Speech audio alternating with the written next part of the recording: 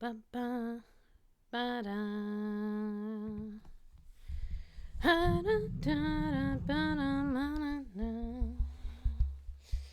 Okay, there we go.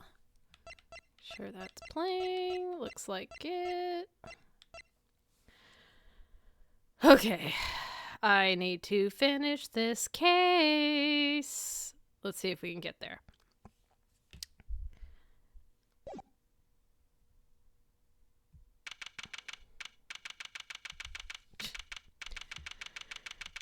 I'm still mad that I couldn't finish this last time, so hopefully we will finally get there this time. April 6th, Committee for Prosecutorial Excellence, Chamber.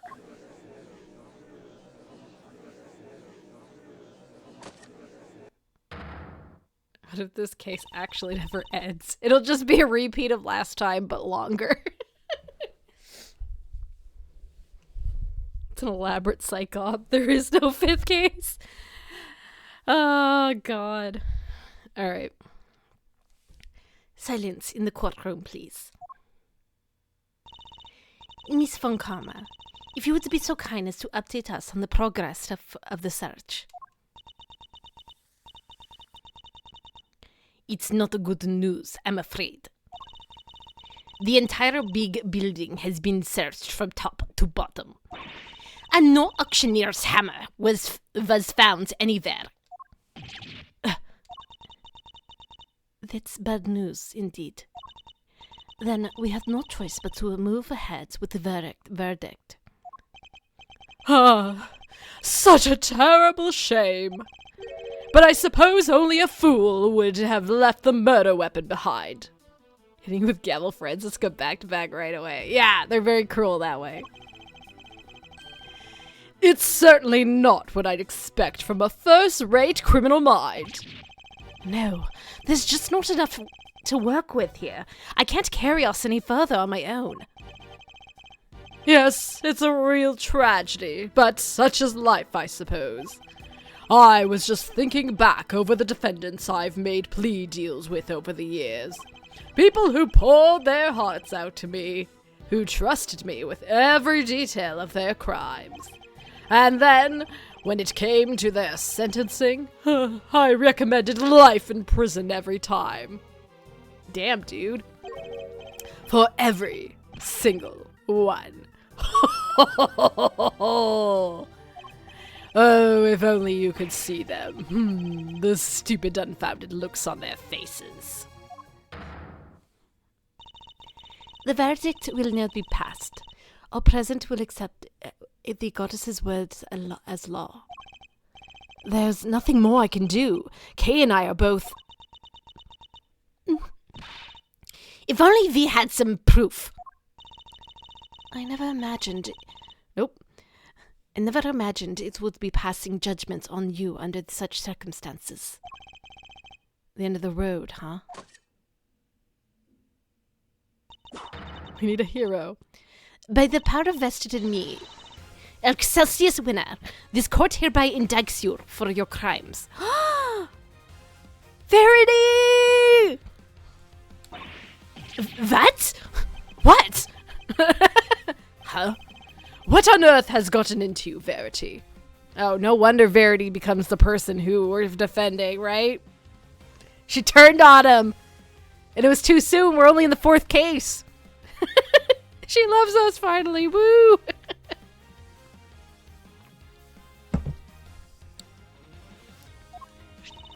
I submit for the court's consideration the case file of a certain incident. Namely the IS-7 incident, the murder that took place 18 years ago. But what does that file have to do with... Wait. You mean... Hey, CJ. Your late-night visit to this chamber. That was to... Precisely.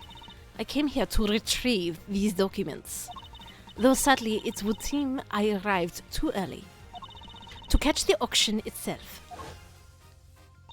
When we spoke in the matter before, I implied that I had come to retrieve the files pertaining to your own case. You'll have to forgive me. That was a ruse to buy myself more time. Sweet. Thanks, Verity. What the heck are you doing, Gavel? You can't just accuse my dad.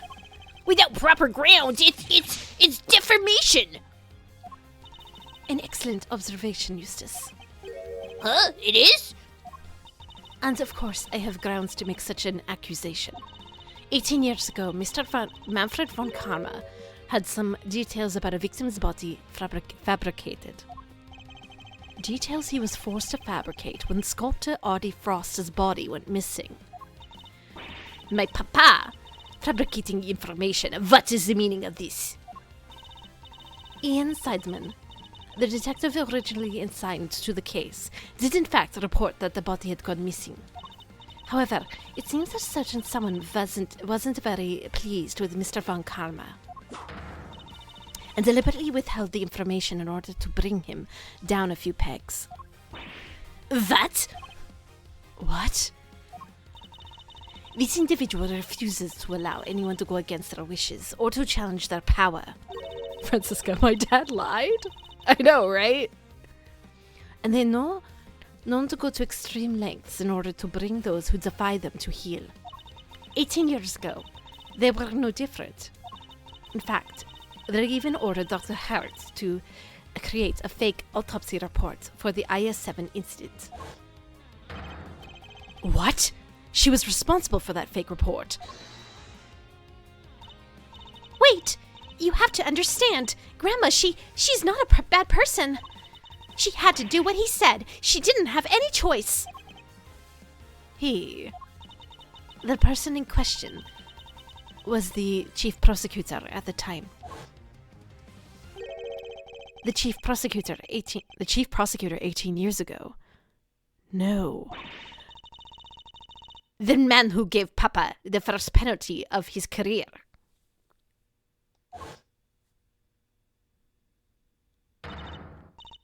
Excelsius winner. It was you. Dun dun dun dun. I like. Oh my. Every other character in the series. Baby girl, come on. Honestly, in some ways, it makes Manfred even more of a petty bitch, right? Because the only reason he got penalized on that one case was because of this asshole. Not that I'm like pro Manfred von Karma or anything like that, but the fact that he went after Gregory for that and not this man says a lot.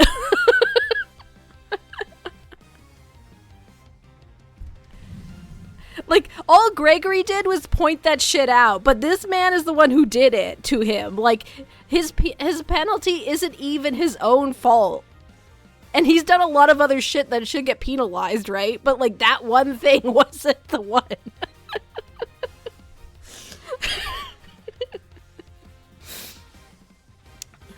In Manfred's defense, which makes me want to vomit.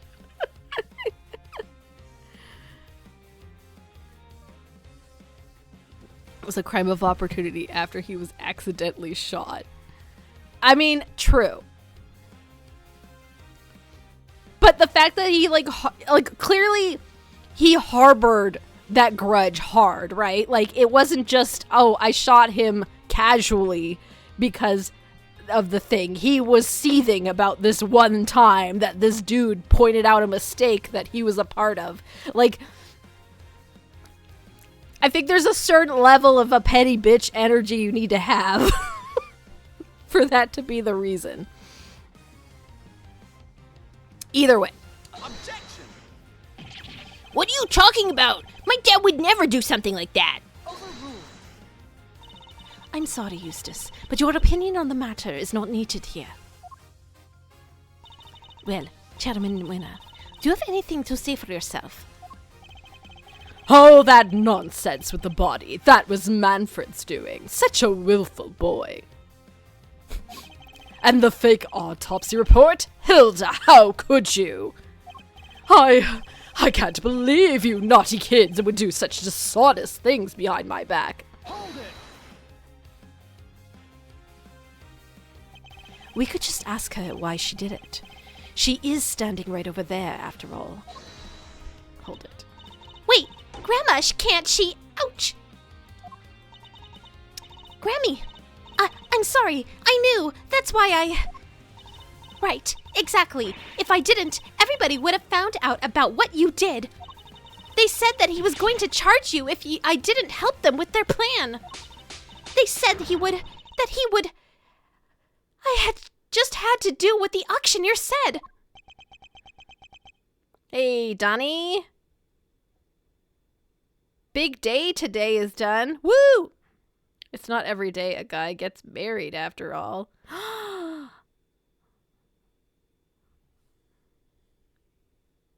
A gasp. So you were coerced into it, were you, Nurse Needler?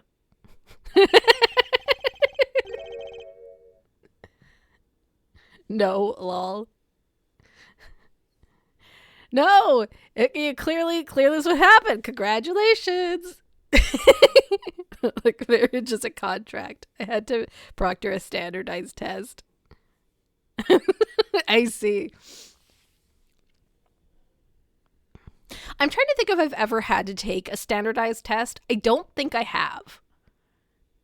Like, I'm sure those exist in Canada and stuff, and there's reasons we have to take them, but there might have been one time in high school for English one year we had to take a standardized English exam. That sounds familiar to me, but I don't think it's the same thing. So, I'm glad I possibly shocked you with that joke.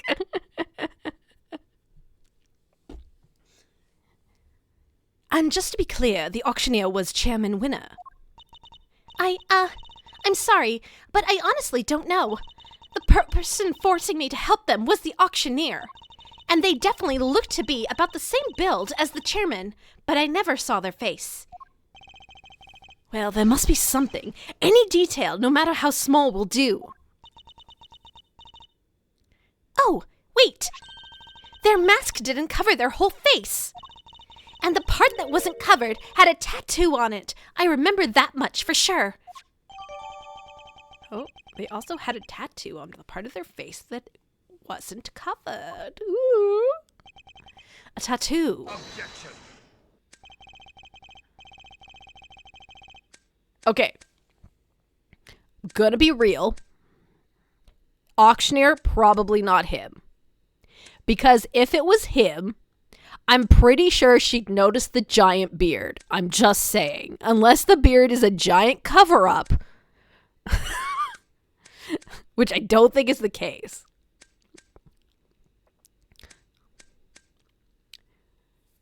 And then, like, for his big explosion, he actually the beard is just all gone. And, like, we did see a kind of a brief meltdown for a moment when the beard kind of lit on fire for a sec, but I get to do it again tomorrow and next Tuesday and Wednesday. The hectic part is set up, and you can't do half the setup till morning of because test materials are secured until that time. That makes sense. I mean, the beard covers up a lot of his face, and she just mentioned a tattoo. I suppose. Is it a fake beard? I feel like people who would know him would know if he was wearing a fake beard, but, like, I don't know. Maybe he just wears a fake beard all day long. This all sounds very dramatic, but I really don't know what you're talking about. There's no tattoo anywhere on my face. I think I'd know if there was one, wouldn't you? Which means I can't be the ringleader, no matter how much you might want me to be. I only hope you can figure out who this shameless manipulator might be. Maybe he can't grow a beard on his own and has a weak chin. Feels like he has to level a bitch energy. I mean, fair. Got that Rip Van Winkle cut. Oh. Your contempt for this court is an insult to the goddess. Are you sure that's not you who's feeling insulted here? I am not the only one who has been trying to bring you to justice.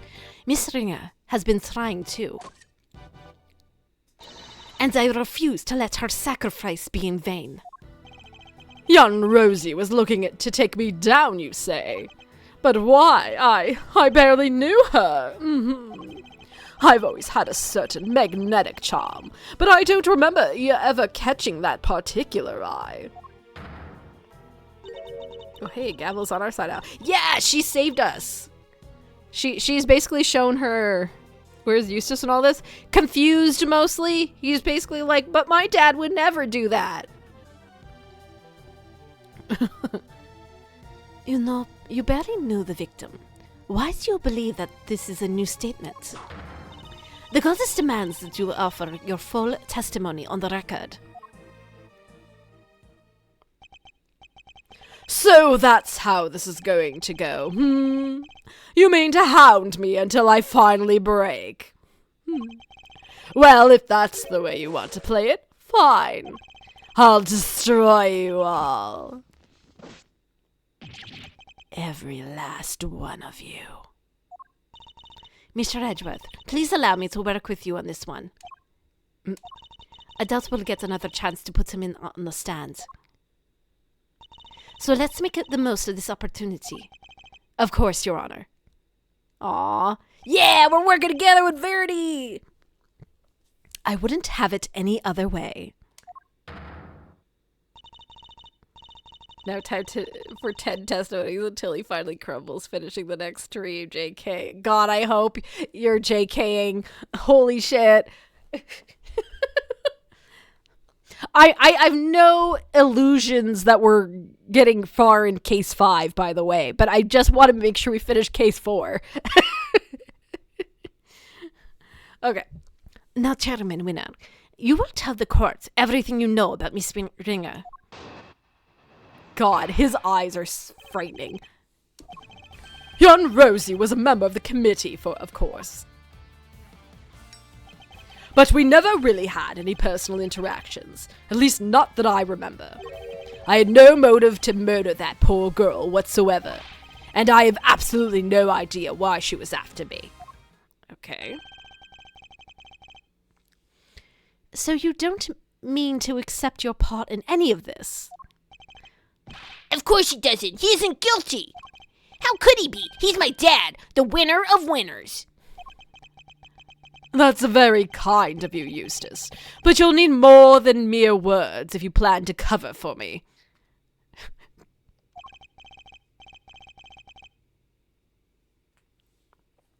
He has half the irises as base girl in Rock Lesbians. This is a sentence only Katie should be able to parse. Fair, I arrived at the guiltiest man this side of Von Karma. Hey, Captain. Yeah. We were just talking about earlier how this man is the reason Von Karma even has a penalty on his 40-year career before Phoenix Wright takes him down. Yet Von Karma was all set on killing Gregory Edgeworth. I say set on. It was a crime of opportunity, as we have established, but he pulled the trigger. I'm just saying.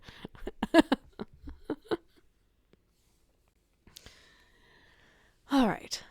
Right, you got it. I won't let him pin this on you. I believe in you, Dad. You'll beat Edgeworth. I know you will. Yes, yes. You really are such a sweet, simple child. He really loves his dad, huh? But that's no excuse for him to ignore his father's crimes. No matter how much he respects him. Regardless of their station in life, all criminals will be made to atone for their sins in time. Oh my god.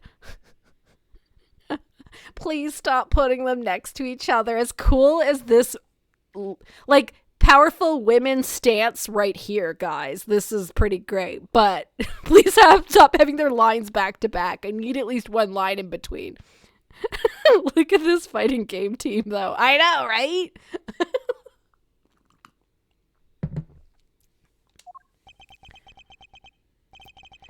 This won't be easy on Mr. Winner, but it has to be done. We can't let his father get away with this. Okay.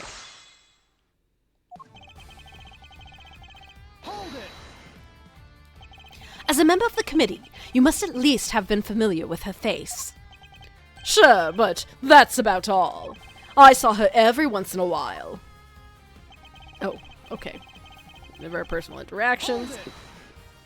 Capcom needs a new fighter now that Marvel's gone to Arxis. Oh, Arxis. Is that true? I didn't know that, actually. I mean, that makes sense. Arxis, like, pretty much, like, they're probably, like, one of the top games in, like, 2D fighters in town these days, right? Other than, obviously, Street Fighter. But Street Fighter's kind of gone the way of 3D now, so... So you're saying you barely knew the victim at all? That's exactly what I'm saying, my boy, yes. Why, I never even knew about that burn mark on her hand. You didn't. I mean, what's the point? You get to know someone, but before you know it, they're gone. It's become such a pain to remember things about others. They're here one day, and gone the next.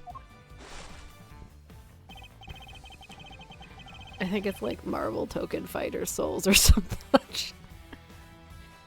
Yes, because they dare to stand up to you, and you make them disappear. If you could please add your remark about the victim's burn to your testimony, Chairman Winner. Oh. I didn't even know about the burn mark on her hand. Da-da-da. You sure you didn't know about the burn mark? You really don't let up, do you? I'm not in the habit of memorizing who has a scar on their hand and who doesn't. But this wasn't just any old scar. I'd say it was pretty noticeable, in fact. Perhaps under normal circumstances. But now that I think about it, Miss Ringer did always wear gloves. Truth be told, I wasn't aware of the burn mark until after the incident myself. The victim's hands were always covered by a pair of gloves. It makes sense, of course. People can be very self-conscious about such things. I can only sympathize being something of a sensitive soul myself. I hope you're not too sensitive to append that statement to your testimony. Although I suppose she always wearing gloves. Perhaps it was to hide that burn. Okay. Hold it! So you remember her always wearing gloves? I mean, it was something of a trademark of hers, yes. Who knew it was to hide a burn mark? I always imagined it was just a fashion statement. Does your little friend there have something to hide under all those bandages, I wonder? Who, me? No, I don't have anything to hide. You don't? Not even a stony visage of a cold-blooded murderer? If anyone here is hiding such a thing, it's you. It becomes a pain to remember things, the amount of people I know like that. And I'll expose your true face, if it is the last thing I do. Ho ho ho ho! You'll never fail to entertain me, my boy.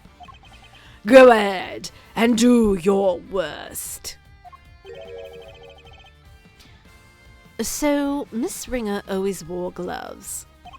That reminds me of something. I should look over all the evidence again. Oh. Okay, so we gotta present something here. Because she always wore gloves. I'll be honest, I don't even remember all the things we had. This is the problem with waiting so long.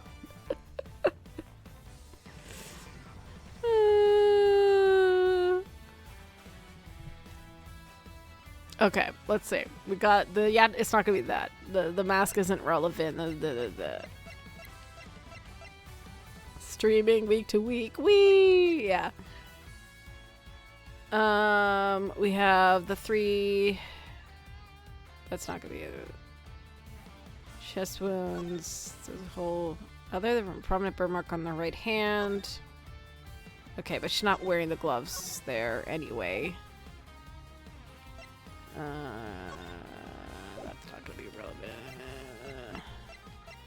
her outfit. Well, no, sorry, the ringleader's outfit, which was what she ended up wearing, basically. It's easier when it's not the first time playthrough, though. Oops. Yeah, like, if I had played this previously, it's different, right? Okay. Conversation 1 recorded had a prominent... Oh, wait. Do they not have the... It's to hide that burn.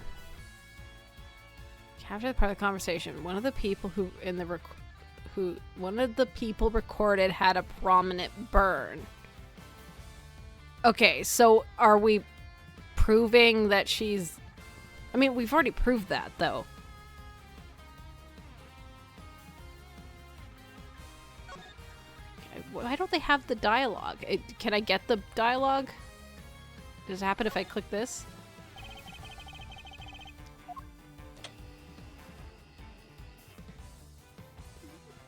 And I knew it was you the moment I laid eyes on you. You can't hide that burn from me.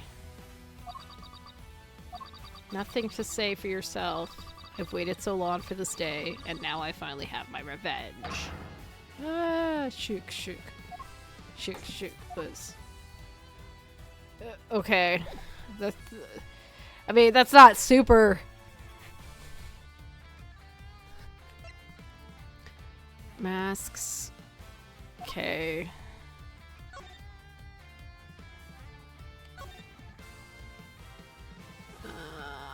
Snuck into the storeroom.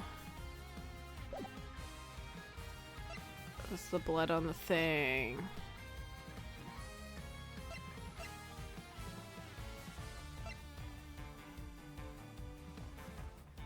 His fingerprints and blood were found on the hood. Okay, so her fingerprints are on the red coat. But she always wears gloves. Is that... I don't know what I'm supposed to know here. No,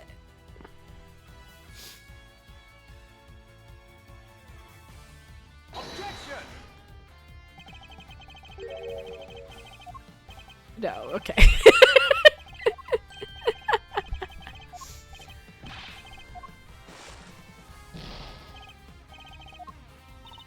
Please, Mr. Edgeworth, it's okay. I'm not about to give up. I'm going to prove that you're innocent one way or another.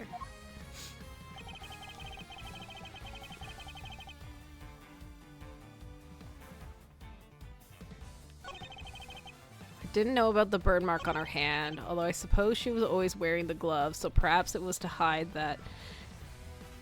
No, thank you, whoever did that. I'm like, now is not the time. I forgot Kay was like that. Yeah, she still kind of has amnesia and all that.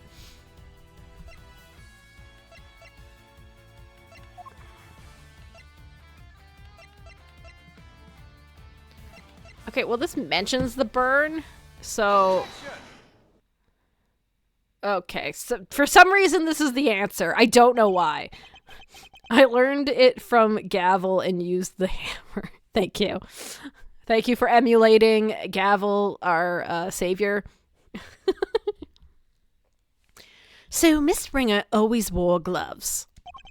If she did, that raises a rather important question and highlights quite the contradiction.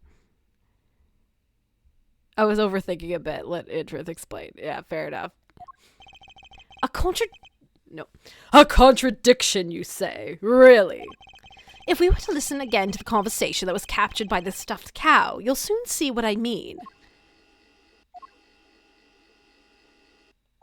I knew it was you the moment I laid eyes on you. You can't hide that burn from me. Nothing to say for yourself? I've waited so long for this day, and now I finally have my revenge. Shook. This is also one of those things... Oh, no, wait, sorry. They've outright stated that the masks had voice changers. So that wouldn't help. I feel like they had to do that because a recording was involved, and otherwise people would know who was on the recording, right? So we can be reasonably certain that what we just heard in the moment was the victim. The moment the victim was attacked. I knew it was you the moment I laid eyes on you. You can't hide that burn from me. We assumed that those were the words of the killer. And where's the problem with that? It seems like a perfectly sensible assumption to me. I'm afraid not, Chairman Winner. For you see, it was if the victim was always wearing gloves, as you just testified, then the burn mark on her hand should not have been visible to her killer.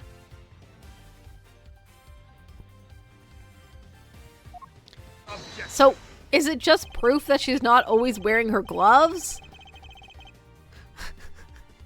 Because that's a really, like, silly... Okay, whatever. I'm not gonna worry about it. Let's just keep going.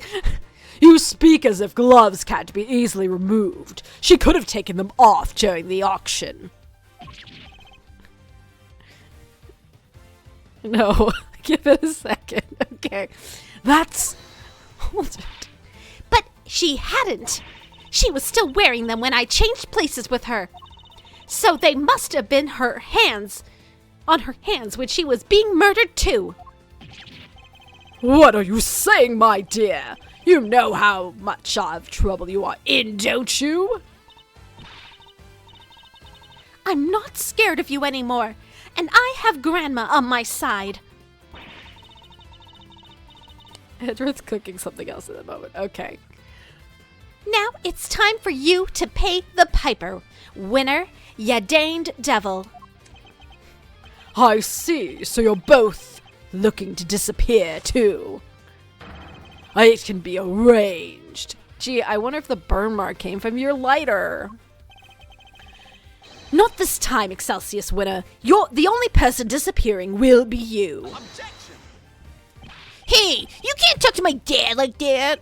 Who cares if the burn was covered up? Why does it even matter? Damn, he is a Dane devil. What a dastard. Yeah. Oh, it matters. Because it turns our understanding of a burn mark on its head. What do you mean? What can the fact that the victim's burn mark was covered up possibly tell us? The murderer had a burn mark too. The victim didn't have a burn mark. There was no burn marks at all. I guess that the murderer had one too? Sure. Think about it like this, Mr. Winner. Eustace instead of Eustace. Good going. Don't touch my dad. Don't touch Dad. Bye. Alright. Think about it like this, Mr. Winner. The victim was wearing gloves. Therefore, the burn mark on her hand would not have been visible. In which case, whose burn mark was it that was being referenced in the recording? Somebody who wasn't the victim? Precisely. Which can only mean the culprit had a prominent burn mark too. Is that what it means? Or to put it another way, I knew it was you the moment I laid eyes on you. You can't hide that burn from me. Those words were spoken not by the murderer, but by the victim. No way! Objection!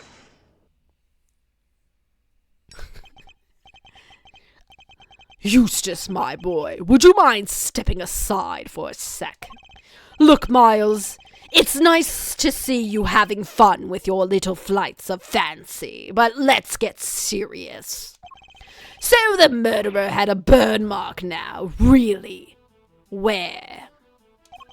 Your little theory will either take flight or die, depending on your answer here, I'm afraid. He's not messing around. I'll have to figure out where the burn mark was fast. I wonder where it could have been. This might be a translation thing, considering the implications of the English is that the burn is in fact hidden. And that's not what this is getting at.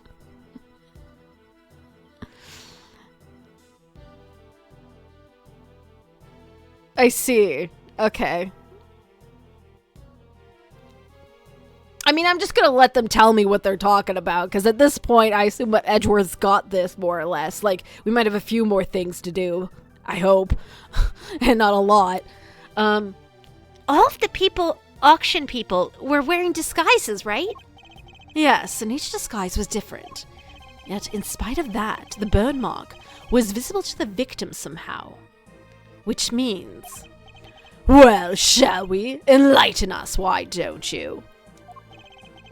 Where was the murderer's burn mark? I assume you have some evidence. Do I?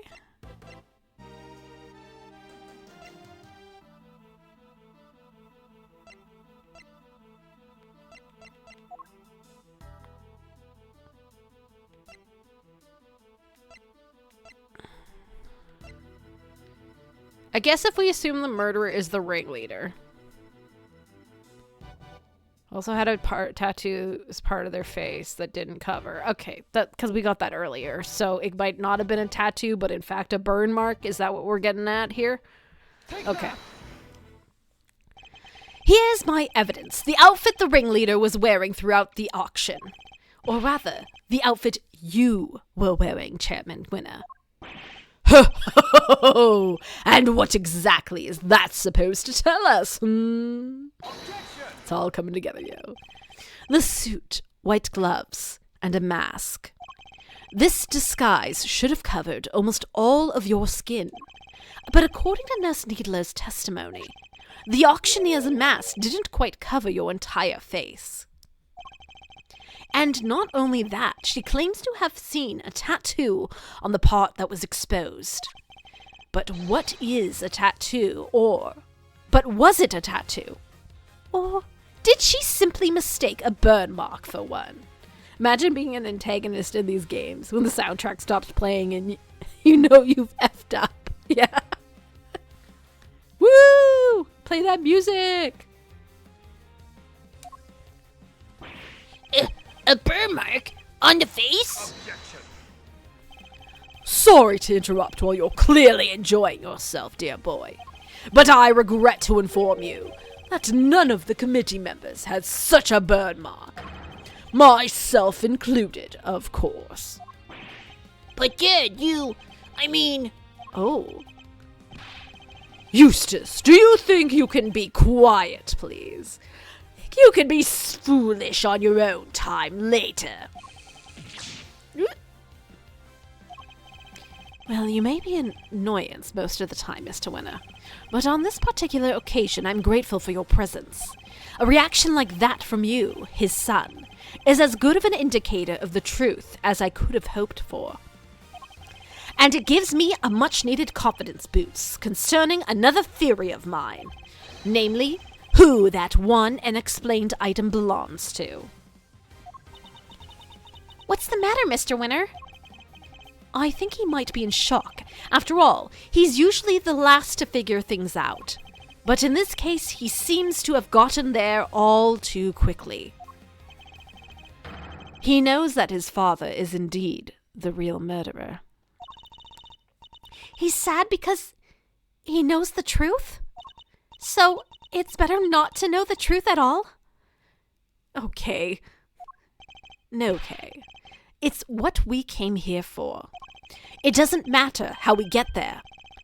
The important thing is finding the truth. You yourself told me that once, right when I needed to hear it the most. Aww. And now it is time for me to repay the favor and show you the truth of your innocence. I want to know, too, the truth of what really happened. So please, Mr. Edgeworth, won't you show me? I very much intend to. Ho ho ho ho! You don't know when to give up, do you? When is the burn then? Where is the burn then? Perhaps you could point it out to me. But you can't, can you? Because there's nowhere to be found. Just like your evidence that I'm the killer. Yeah, hunt for contradictions all you like. You won't find any. Because he's my dad, a winner through and through. It feels like every other game. They should change whether you should technically always be legal. Or if you should do tiny crime to catch big crime. Yeah, it's true. But, like, obviously, in these games in particular, they can do the tiny crime to get big crime thing because it's not actually in court. So...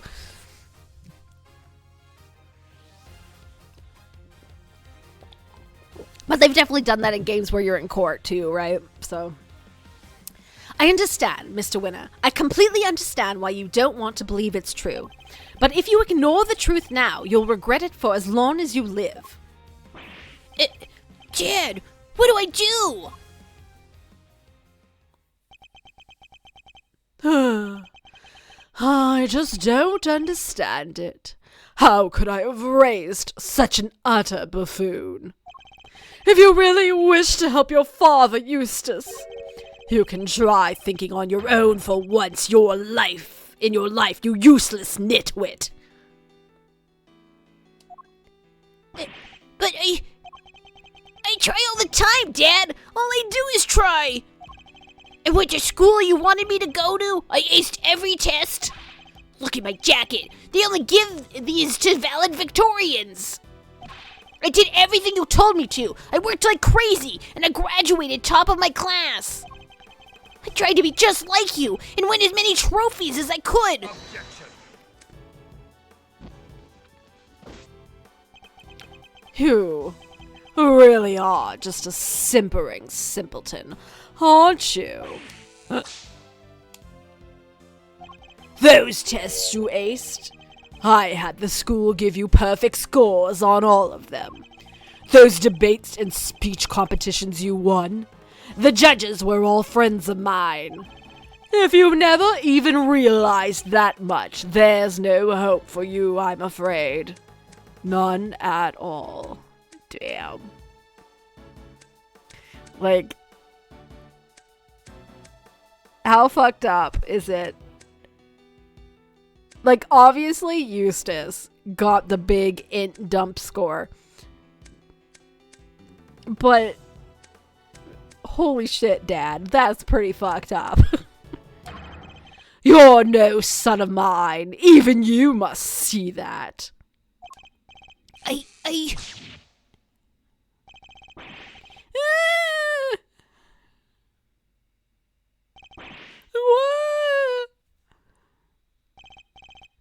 Oh, gone, my own son. They all leave in the end. I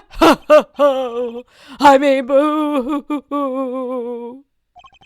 Even when he was trying, he was still failing, and he did it all for me. Then he should have tried harder.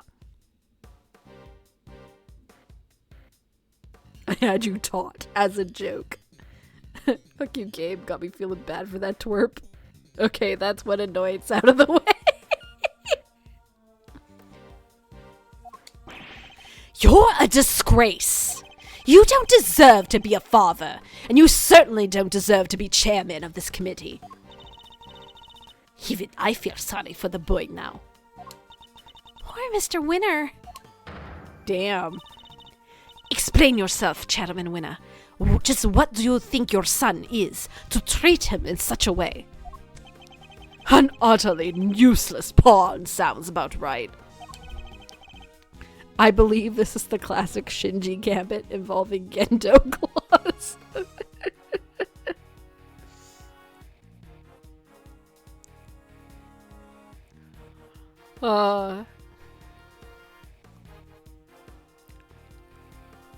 Doesn't matter how annoying the kid is if the dad is an outrageous asshole. Yep.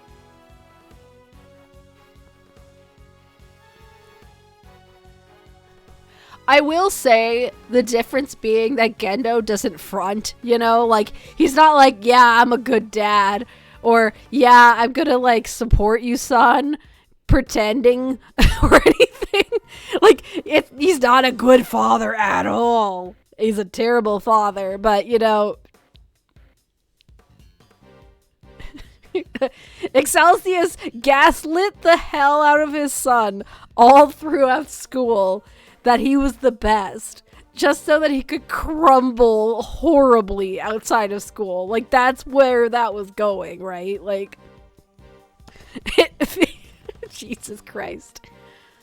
But you're one to talk, Verity. You tried to worm your way into my trust by using Eustace, too. I cannot deny it. However, I've never thought of him as a mere pawn. He may not be naturally gifted prosecutor, but he tries. In some ways, he tries harder than anybody. That's why I have witnessed during my time with him. Yet, you would call him useless. How could you? Objection. Oh, because he is. Verity, my girl. He is utterly incapable of doing anything that I ask of him. Mr. Edgeworth, I entrust my offering to the goddess to you, so that you may use it to call her final judgment onto you, Excelsius winner. Thank you, Your Honor. I've been more than ready to do so. If the ringleader had a visible burn mark on their face that night, then it would follow that the chairman winner is currently hiding that mark somehow. How exactly was he dressed during the auction? That will be the key to solving this case at last. Now, then, your answer, please. Which piece of evidence will help us reveal the burn mark on the culprit's face?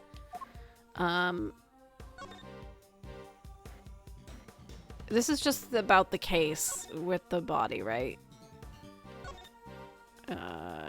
Victim.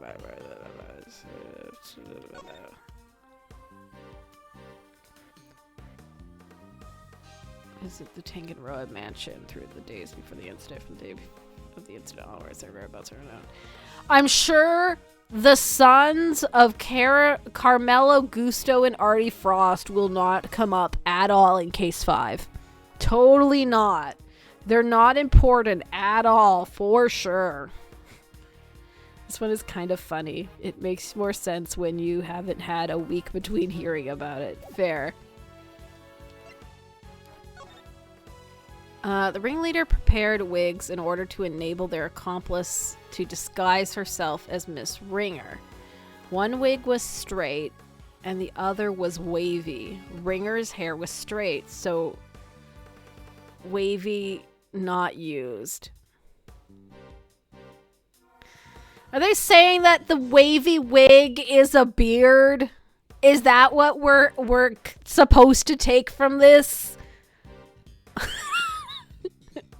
Because obviously at this point we're assuming he's wearing a fake beard or something, right? Like, come on, man. Okay, sure, whatever. Let's send this man to jail, please. It's not a fake beard, just an upside-down wig. Recall Nurse Needler's testimony, if you will. There was one thing we never quite resolved. The second wig. The one that wasn't used. I seem to remember it being wavy. What are you two talking about? Nurse Needler apparently found some very interesting items when she went to swap places with the victim. And what do they have to do with the burn mark?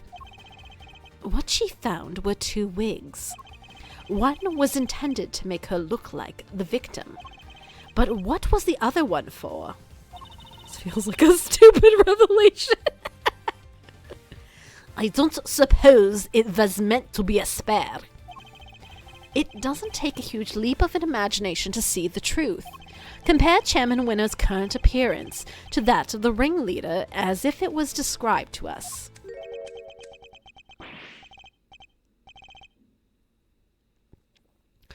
Stop it! Stop staring at me!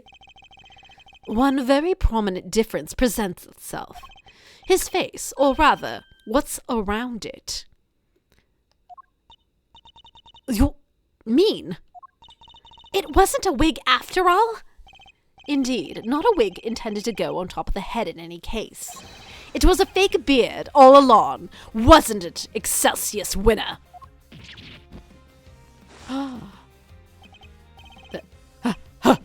This is my own, all my own, dear boy. How very unkind of you to suggest otherwise. We saw how your son reacted when he realized the truth, and how he desperately tried to cover for you, even in the light of his realization. Yet you still feared that he might expose you. So rather than take that risk, you bullied him until he couldn't take it anymore. Because he knew that your beard hides a prominent burn mark. Chairman Winner, I insist that you remove your beard this instant. This is like the kind of line that out of context could be used for memes and stuff. I insist that you remove your beard this instant.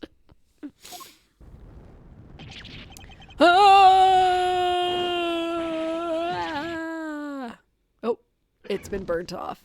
And he has a skull on his chin? I've asked for dumber. There it is! The burn mark! Mr. Edgeworth, for bringing evil to justice before the eyes of the goddess, you have my thanks. No, thank you. I couldn't have done it without you. Excelsius winner, in the name of the goddess, I hereby pronounce my verdict. You know, it's funny because there's a lot of parts about this case that feels final casey, but obviously it's too, like, what is the word I'm going for? Like, there's not enough hoops to jump through for this to be the final case. You know? Like, if it were to end here, it's like, oh, well, we got from A to B pretty smoothly. Like, it did start to get a little longer towards the end there, but Excelsius did not have enough rounds of testimony to be a true final case, I guess. In the name of the goddess, I hereby pronounce my verdict. In the matter of murder of Miss Rina Rosie, this court finds you guilty. If it ended here, we'd never find out about Gusto and Frost's missing sons. April 6th, 9:44 a.m. Committee of Prosecutorial Excellence Chamber. Remind me, what's the difference between... It was 18 years between Gregory's case and Edgeworth's case? Is that right? So obviously anyone who was the son age then would now be like Edgeworth's age, let's say. Whatever that is right now. Give or take.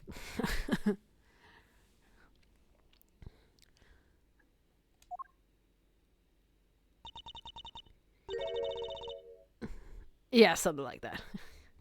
Mr. Edgeworth, I can't thank you enough.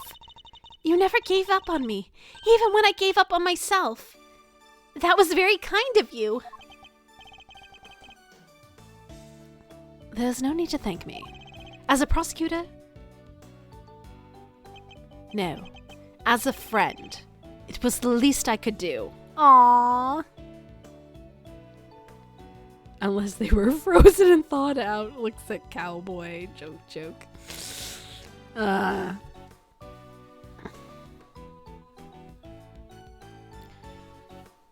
like thinking, who have we met that is around Miles' age that is a boy?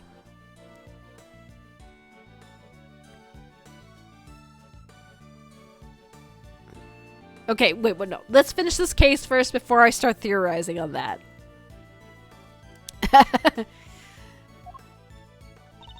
Mr. Edgeworth, rejoice.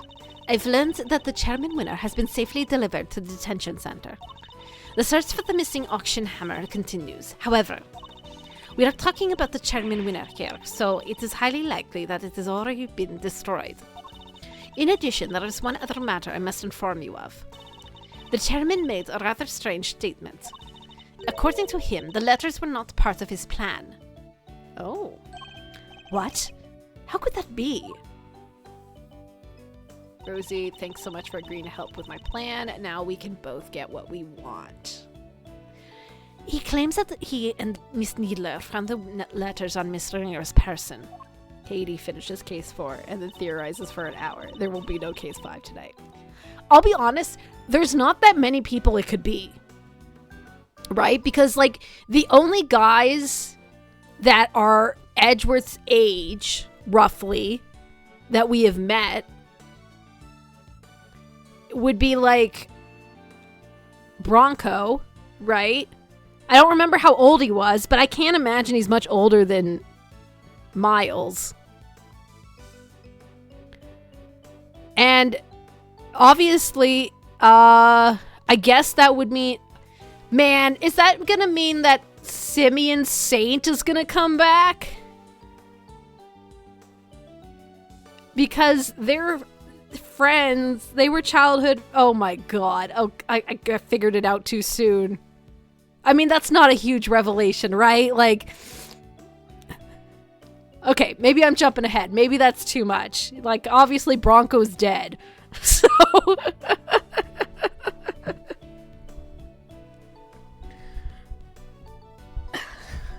Okay. And that they found the second letter on Kate's unconscious body. From their contents, the letters seem to be the ones of correspondence.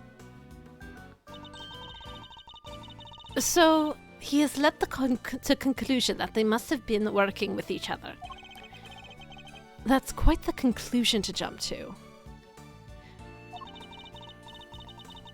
As he reads letters, that when he came up with an idea to frame Miss Faraday for Miss Ringer's murder.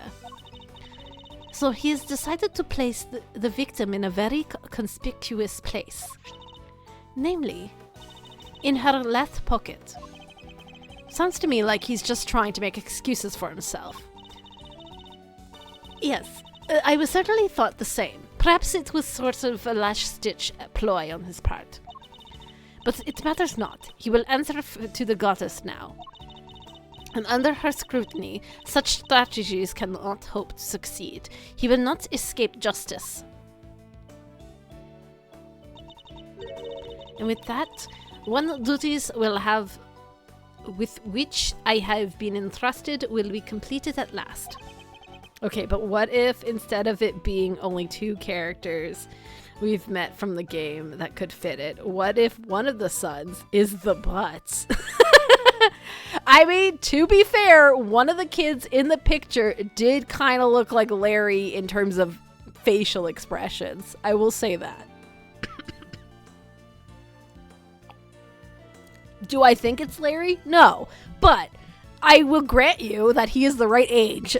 And he's probably the only other dude that is in that age range, right? Because in the first case, there was literally just...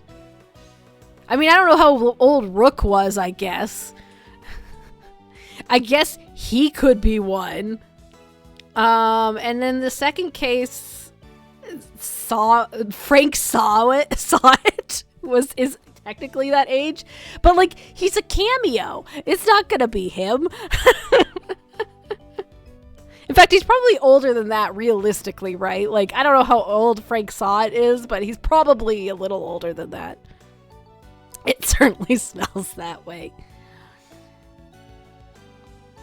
And, like, obviously, Eddie is too old.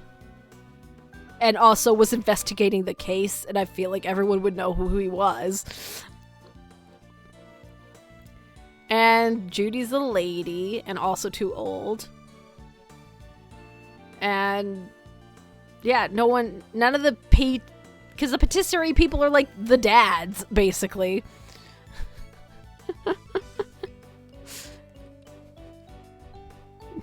Man. And he reveals he's been an impersonator this entire time. Eddie Fender died years ago. That would have been wild. Judge Gavel, before you go, can you tell us what you know about how Chairman Winner came to murder Miss Ringer? There's more to there, isn't there? Girl hasn't even seen a crime and is already forming theories. I already know the solution!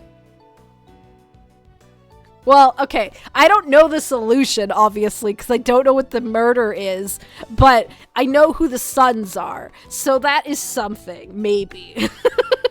Game theories, my god.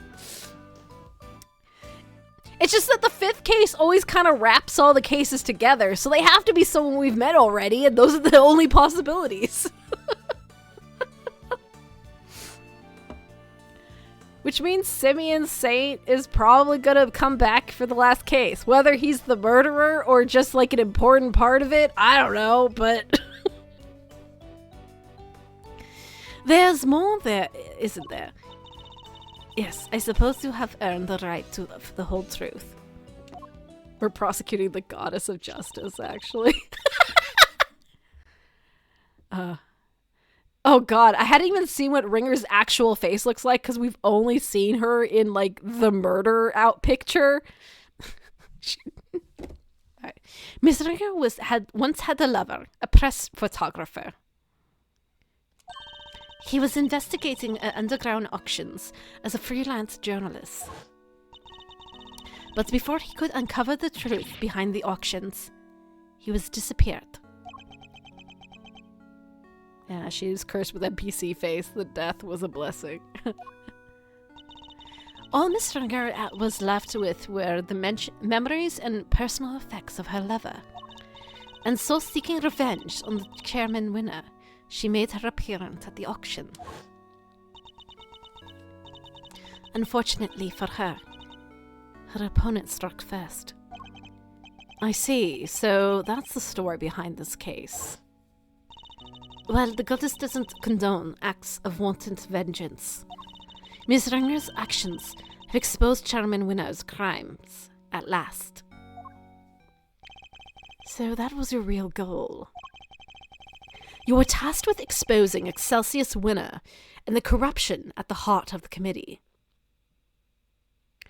Okay, but did she appoint herself to do that, or did someone appoint her to do that? Because Excelsius is the head honcho, right? So who is Verity working for? Just herself? Like, I could believe that, don't get me wrong. Does anyone know what happened to Mr. Winner? I'm afraid I haven't been able to get in touch with him. Do you have any idea why? No, Kay, don't be sympathetic to Eustace. You're the only girl his age. You'll get shipped with him. And no daughter of mine will be with Eustace Winner. Probably because it wasn't there for him. I wasn't there for him when he needed me most. Oh, I really feel bad for him. Then, don't pity him too much. At least he knows the truth now. I guess technically Francisca is also his age. Well, I think she's like a year or two older, but still. Kay suffered enough to be paired with Eustace. Remind me, game, how old is Francisca again? 19, yeah. 17, 7. Okay, so she's 2 years older than them. Good lord, don't do Franny like that. And no matter how hard it might be, he'll need to learn to accept it. Pairing her with Winter, ugh. Francisca doesn't need a pairing. Francisca is... I could see Francisca marrying herself. Like, she feels like that kind of character. I'll be real with you.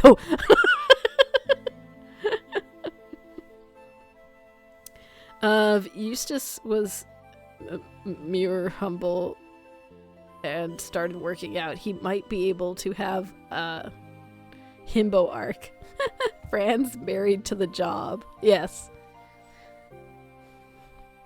If he can't, he'll never be able to move on with his life.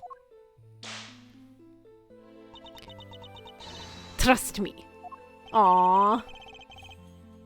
A father's influence isn't easily erased. But in time, he can hopefully try to change his ways. You're right. You've got to be. Can I change too, I wonder? Can I move on with my life? Or her whip. I was about to say Franny's either single forever or find someone just like her. Are you okay, Kay? How is that head feeling? I'm fine. Thank you. I'm so sorry, Kay. You were my patient. I had a responsibility to you, and instead I let them accuse you of ouch! Dane's right. We ain't just in the business o' fixin' bodies, Missy. The mind's where it all begins. You're right, Grandma. Speaking of which, how's your memory? It's like, with a little more time, maybe I'll be able to remember some more? Please forgive me, but I'd better be on my way. I am to preside over the trial of Fifi Lagarde in a bit. Oh man. The Bronco Knight case, huh? Yeah, Bronco Knight. Gee, I wonder if that's gonna be relevant. Who's the defense attorney? It was supposed to be Miss Ringer, but she is no longer with us. We are still in the process of finding her replacement. Miss Ringer was scheduled to represent Warden Lagarde. Lagarde. Oh. Interesting.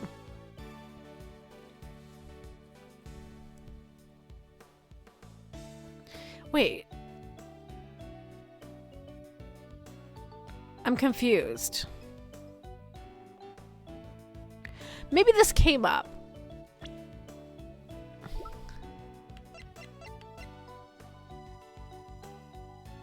Okay, so there are defense attorneys on the committee. Like, I guess that makes sense, but for some reason, the fact that she was a defense attorney went over my head. And I just assumed everyone on the committee were prosecutors because it's the Committee of Prosecutorial Excellence.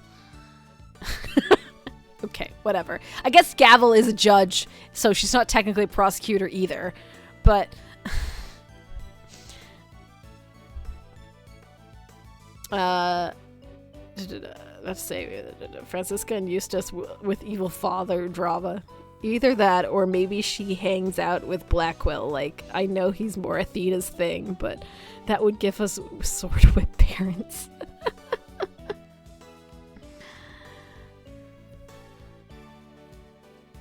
Okay. And of course, until we find Eustace, there's nobody to act as prosecution either. In any case, oh my god, has Eustace actually prosecuted a case? I think we established he hasn't. But Fifi Lagarde was his first arrest as a case, I believe. Even though we technically did all the work. That's how you get Belmonts. In case I must take my life. Ah, wait, please! What about Mr. Edgeworth's badge? What's going to happen to it now? With the chairman under arrest, the committee's activities have been suspended for the time being. So to answer your question, it's complicated. It's up to the goddess now. But... Oh. Don't worry about it, Kay. It's a consequence of my own making. And I assume you do not mean to change your mind. Of course not. I chose the path of truth, and I chose it willingly. With Chairman Winner out of the picture, justice is in the hands of the righteous once more. If you did wish to follow the path of the prosecutor again, Mr. Edgeworth, I would be more than happy to facilitate such a decision. Ooh. It's very kind of you to offer, but I can't accept your help at this time. I can't ask for my badge back when I'm not even sure if it's what I want anymore. I see. It seems that we are destined to continue on a different paths, then. Heh. Well, I trust you'll be able to keep my badge safe until they converge again. With all I have. Aww. Francisca's like, I don't approve. Give him his badge now. Force it on him. Make him a prosecutor again right now. In the meantime, I have here a token of the goddess's mercy. You may return this notebook to its rightful owner. Kay's promise notebook. It seems it was due to be sold in the auction. What a weird thing to sell in an illegal, evidence auction. A children's notebook of promises?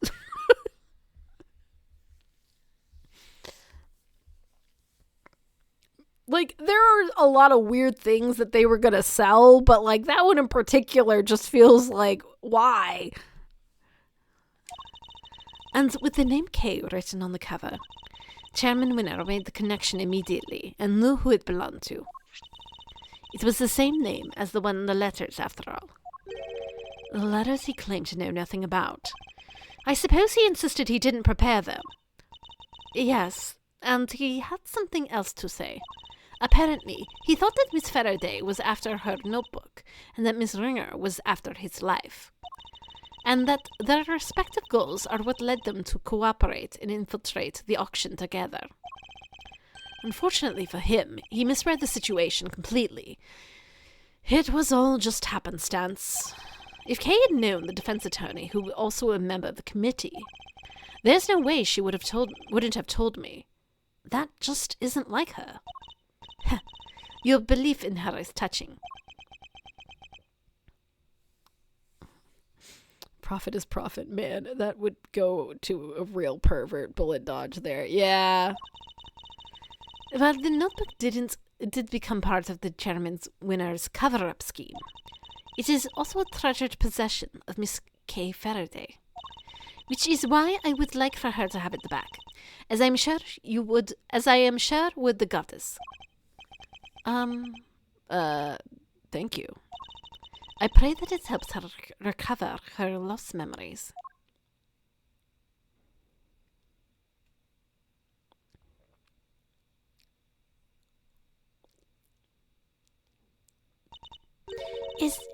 Is everything all right?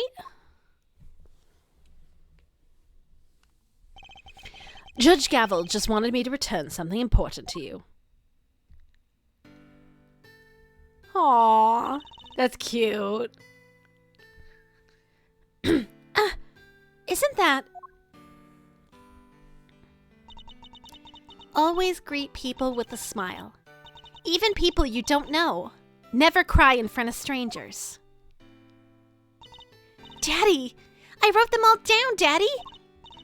Yeah, I'm gonna keep all my promises and be a real hero when I grow up, just like you. Oh, wait! I forgot to write one down. The most important promise of all. Promise number 5. Always try your hardest to learn about things you don't understand. I remembered it just how you said it, and now I'll never forget it. Daughterus gets them every time. Always try your hardest to learn about things you don't understand. That's right. I have to try. Aww. I'm Kay Faraday, the great thief who'll do anything. Second Yatagarasu and assistant to Mr. Edgeworth. Kay, is that really you? Can't say I'm not a little embarrassed, but yeah, I'm back. And I couldn't have done it without you, Mr. Edgeworth. You never stopped helping me, even when I was totally lost and couldn't remember anything. Thank goodness. You certainly seem to be back. Okay, so this is the real you, huh? Welcome back.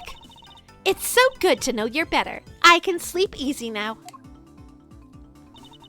Now that you found it, don't you dare go losing that memory o' yours again, young lady. You hear? Miss Needler, Dr. Hertz, thanks a lot for looking after me.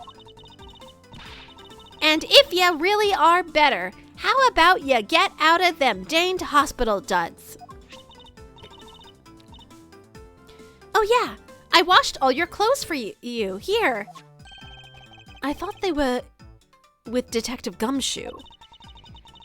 He handed them over to us when he came back from forensics. And did he happen to mention if forensics found anything of note? I didn't ask. Anyway, never mind that now. Put them on, Kay. I want to see. Wait, what about her bandages? Surely it's too soon to remove them.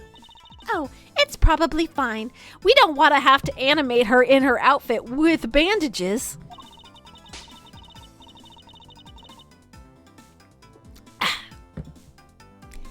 She may have taken a big old bump to the head, but she wasn't really hurt otherwise. But then, why all the bandages in the first place? Prevention is better than cure. Stitch in time saves 9. Those are just a few of my mottos. Both of which sound like painfully annoying practices for your patients. Okay, Kay. Transformation time. Yeah, now this is what I'm talking about. Fits like a stolen glove. And that smell suits you better, too. As it always did. Thank you too, Miss Von Karma. I'm so glad you showed up when you did. I simply came when Scruffy asked me to. I'm sure he'd be very happy to see that you're back to your old self, too. Speaking of Gummy, where is he? Who knows? Perhaps the well of his devotion ran dry when someone threw away his badge. Detective Gumshoe. We should have gotten magical transformation, but that would have been a lot, I suppose. It makes me think of when we were playing Yuffie's DLC for remake, and then she had the whole sequence where she was like whipped off her cloak and did the little spin around. I was like, I need something like that for Kay. Anyway, I have to be going, and I'll be taking those two with me. Wait, what's going to happen to them? Acting as accomplices to murder and forging an autopsy report 18 years ago. Their crimes cannot be allowed to go unpunished. But the fact that Excelsior's Vera coerced them into cooperating will, of course, be taken into account. Don't worry about us, Kay. As long as Grandma and me are together, we'll be all right. Take care, Kay Faraday, until we meet again.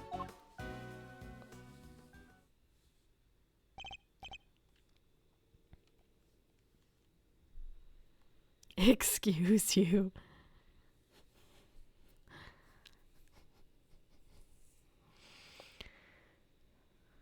This murder has a statute of limitations of 15 years. True, this has been established.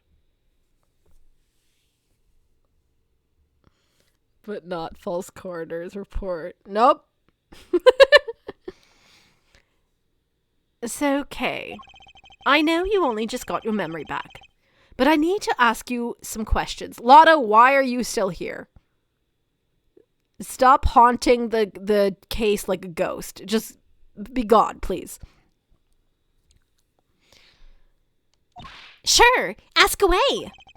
What happened the day you lost your memory? What were you doing? Let's see. Somebody asked me to meet them on Gourd Lake. Meet them at Gourd Lake. But I didn't know who it was.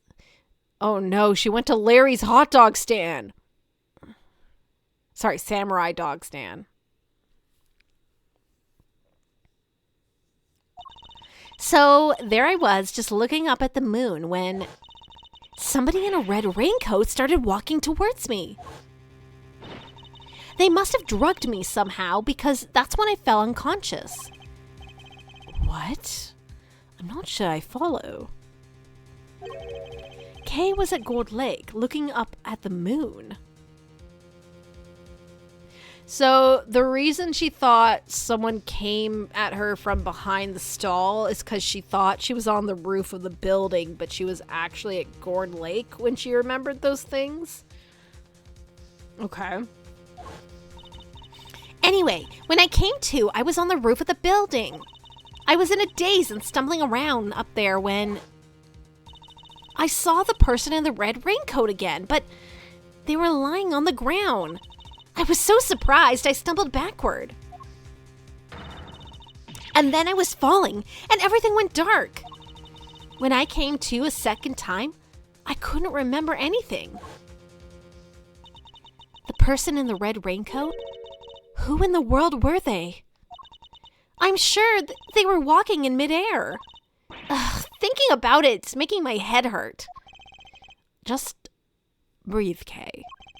You only just got your memory back, and you're still confused. I imagine the root of your confusion is... You fall down the hatch, your memories of 2 different locations, the name of the promised note, the 2 different locations. I imagine things are mixed up in your mind because you were at Gold Lake 1 minute, and then you were on top of the big building the next. And because you saw the moon in both locations, your mind blended your memories of the 2 together. Huh? But those are 2 totally different places. I know I was pretty out of it, but I don't think I could have gotten them confused that easily.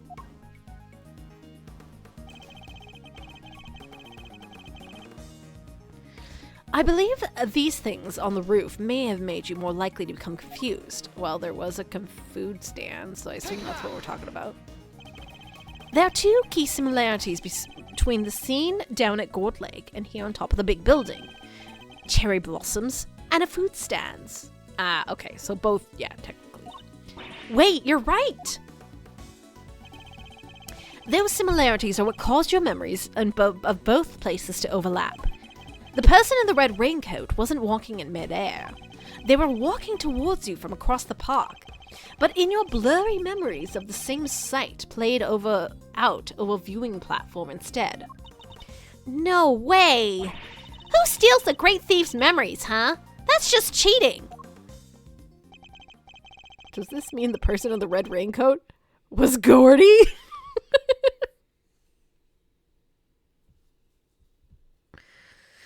I mean, that just means it's Larry, right? Or it's that freaking samurai balloon from the first game again. The first case of this had a giant samurai balloon at Gold Lake. History repeats. History repeats. Who steals the great thief memories? Riza after getting her epic destiny. Yeah, that never happened, but in theory, that is true. I'm pretty sure I didn't have any other alternatives. I was just going to go that route. Even though, like, realistically, Riza didn't steal that much. Like, I'm trying to think of a time when Riza really stole something, and it was not common. Like, I think I did it to play jokes on some of the characters sometimes. And even then, not that often. Even still, this doesn't answer the question of who attacked Kay in the park. Was it a person in the red raincoat she saw? Beep, beep, beep, beep, beep. Do you hear that? It sounds like it's coming from up in the storeroom. Oh. Come on, let's go take a look. I'm really glad I didn't try to finish this case last week, because my god, it's already like been like an hour and a half. Yeah, no. No way we would have got there in time. Well, howee! I smell another scoop in the offing. You're still here. Man, now I want to make a 4E character.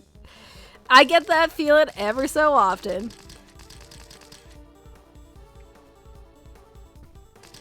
Risa didn't steal a lot because you put everything into stealth, not thievery. Yeah, no, that's true.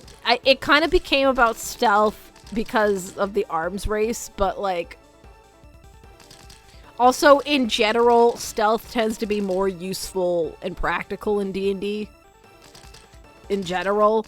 And not that you can't use thievery for a lot of things. Like, I believe the reason I was able to disarm the bomb on the ship was a thievery check. So, but it doesn't come up as often. But I do remember one of our earliest, biggest paychecks was you just pickpocketing like an entire crowd during like the early Olympics or something. That does sound right. I think I did pickpocket a lot of people early on.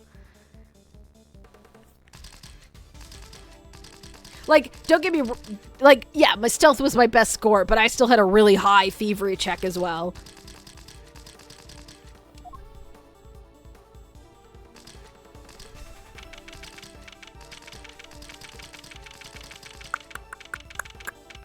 April 6th, 9:53 a.m., 51st floor, storeroom. Oh. Something's coming from this little gadget here, Mr. Edgeworth. Was this from a previous case? It's not a walkie-talkie, is it? Is Shelly the Killer gonna talk to me? This is transceiver. I feel like I've seen it somewhere before. Beep, beep, beep, beep, beep. Okay, maybe it is Shelly the Killer. It's still going! But I'm not good with technology. Oh, but you just have to hit a button, Edgeworth. Come on! You stopped doing as many crimes after we met the captain of the third guard or whatever, the Minotaur Centaur with, like, Moon Blossom level perception. It's true. He was kind of scary for the one time that we really met him. I think between that and then later Grief Strike, I was just kind of like, you know, maybe we stay on the down low. Okay. Come on! You have to pick it up. Fine. I'll do it. Beep. Hey, this is Edgeworth. Kay, if you could refrain from answering strange calls for me. Mr. Edgeworth, I presume. Oh, I know that voice. I'm gonna assume it's Shelly the Killer. Shelly the Killer! Yeah. Congratulations on another case solved. Yet I can't truly say it's been fully resolved, can you? Also, yes, that is Shelly the Killer's. Good job calling it like 5 lines early. The only buttons Edgeworth pushes exist somewhere in many fanfics. Ooh, his music.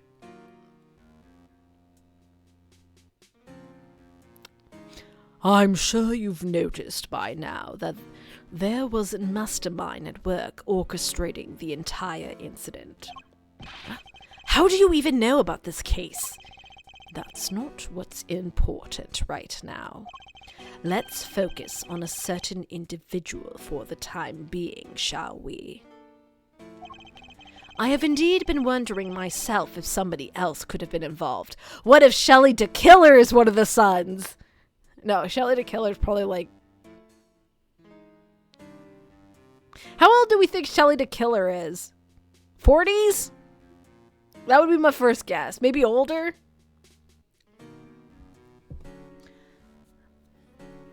I have indeed been wondering myself if somebody else could have been involved.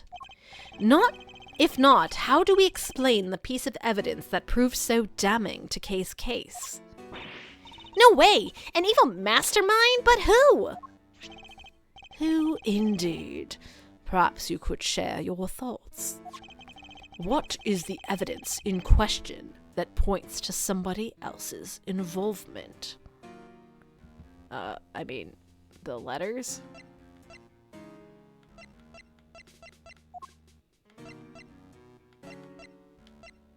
This one, right?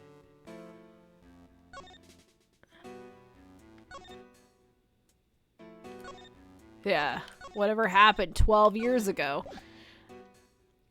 Take that! The letter Case supposedly wrote to the victim. Yeah, I don't remember ever writing that. I feel like 40s makes sense. He strikes me as the type that feels older than he is. Yeah, like, to be fair, he's got a giant seam down his face, so who knows? Maybe he's not even wearing his original skin. I could believe Shelly the Killer's wearing some other disguise around him.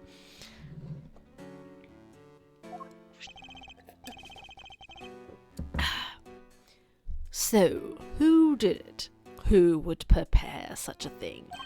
I know I'm not the only one who would like to know. How do we know it wasn't you? Now, why would I do a thing like that?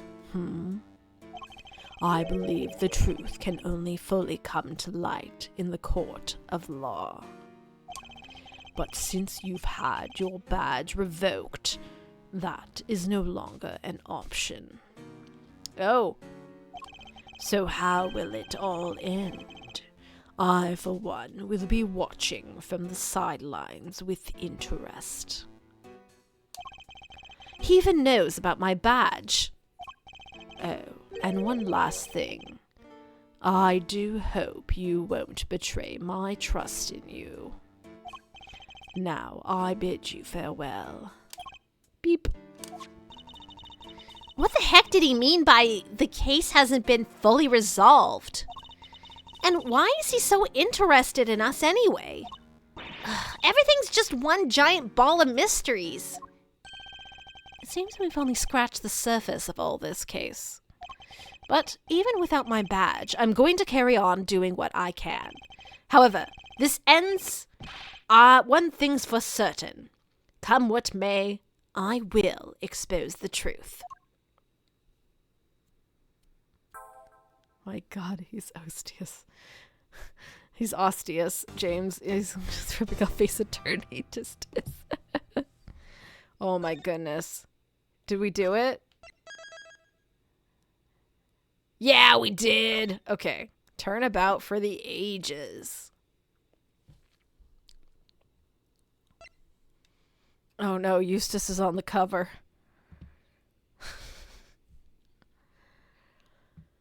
Okay. I don't know how deep we're going to get into this, but let's at least start, okay? We'll get, like, our feet in it. Let's see who's dead.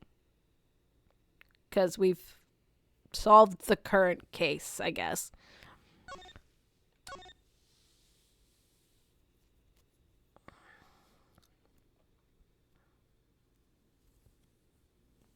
Episode 5, Turnabout for the Ages. Oh.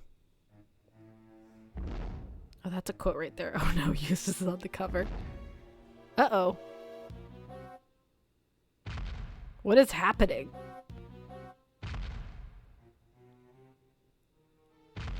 No. That's a no from me, dog.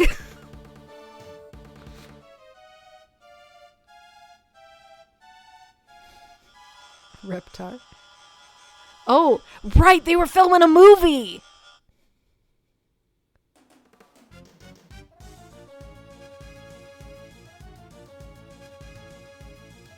Okay. I'll be honest, I completely forgot about this kid and this whole movie thing. Like, now that you say that, I'm like, oh, right. Penny Nichols was here. There was a kid actor who showed up in the previous case. I guess they'll be relevant for this case. I like that the taxi cab has like a Pegasus as on the top. Monster's scary as fuck. Honestly, it was just the shot of the eye between the blinds. That was a lot. April 6th, 10:02 a.m. Big building plaza. Okay. I'm going to be smart. I'm going to take like a few minutes to rest my voice before we get into this. I'll be one moment.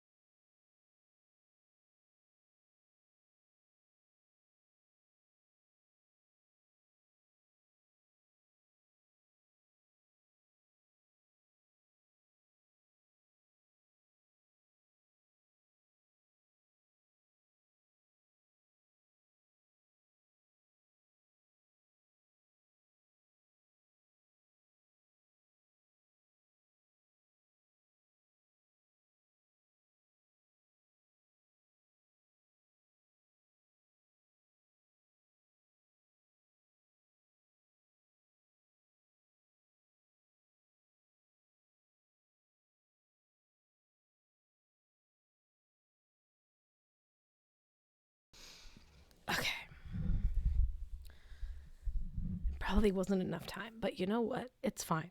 We're just gonna go for a little bit longer, and then I will stop when it feels appropriate.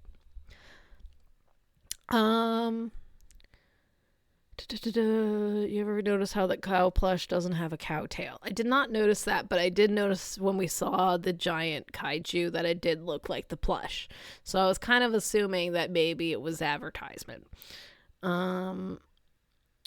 I think the wide shot showing it as Satan instead of a regular Godzilla knockoff was the surprising part for me.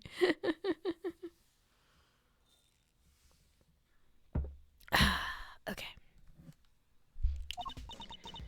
So what's next for the Great Miles Edgeworth, huh? Wait, are you serious about not being a prosecutor anymore? You are serious about not being a prosecutor anymore, ain't ya? Yes, I am.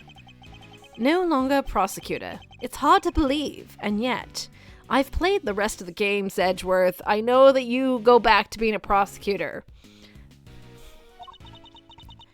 I can't stop thinking about what Mr. DeKiller said. Me either. Congratulations on another case solved. Yet I can't truly say it's been fully resolved, can you? This isn't over. We still don't know who the mysterious figure in the red raincoat at Gold Lake was. Or who really wrote that letter.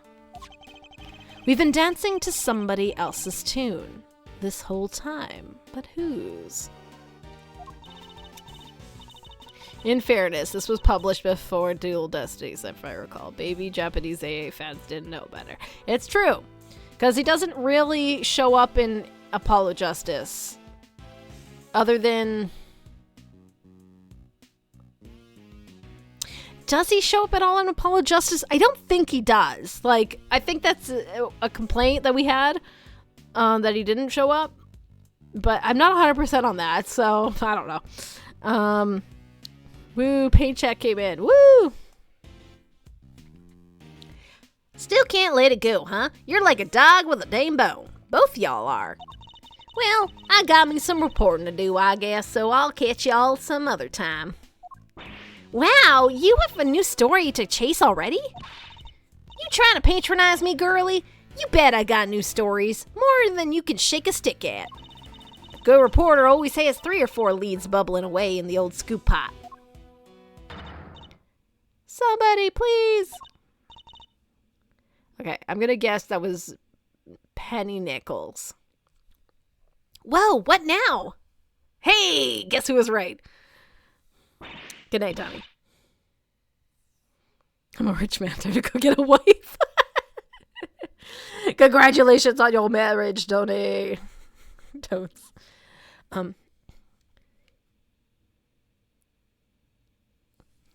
Man, did I even give Penny a voice? I don't know. Let's go with... Please, you have to help me. Huh? Do I know her? What's the matter? Has something happened? There's a body. It looks almost like a monster might have... A monster? Well, I'll be. Anybody else smell sweet, sweet smell o' scoop of soup? This way. Hurry. Like, this conspiracy theory town, but I've always assumed Phoenix and Apollo Justice is based on a different character, and the writer just forced Phoenix into the role because Capcom wanted continuity. I could see that. Because I'm not saying that Phoenix Wright is incapable of what goes down in Apollo Justice, but it doesn't feel like him. Especially because they tried to convince us that Phoenix Wright goes back to being defense attorney Phoenix Wright, which, you know, when you play as Phoenix Wright, he, like, just doesn't have the same level of maturity, I guess. of competency. Like, Phoenix is obviously a good defense lawyer. He's good, but like whenever you're in his head, you can always tell he's flying by the seat of his pants. He's good at flying by the seat of his pants, but that's his whole deal, right? Like, he's not so much the connections person. He's just good at thinking outside of the box and going on the fly and hoping it works out. Like, that's his whole deal. More so than any attorney you play as in any of the other games.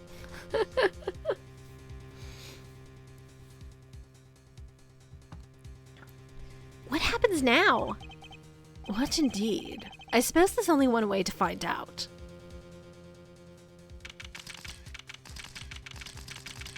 Okay, so that was the shaking.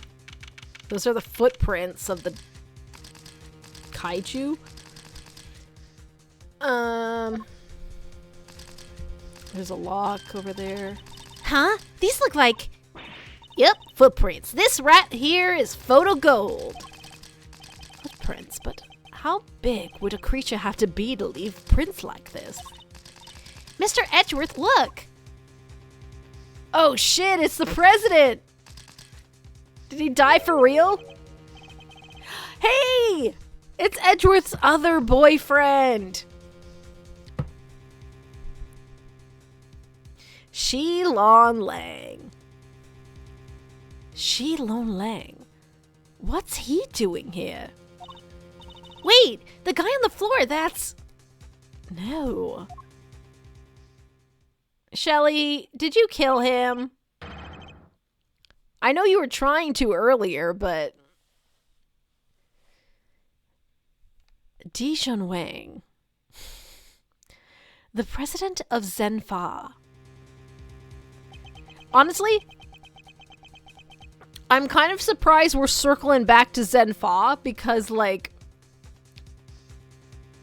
Well, okay, I'm not that surprised because I assumed we were going to get back into the smuggling thing a bit.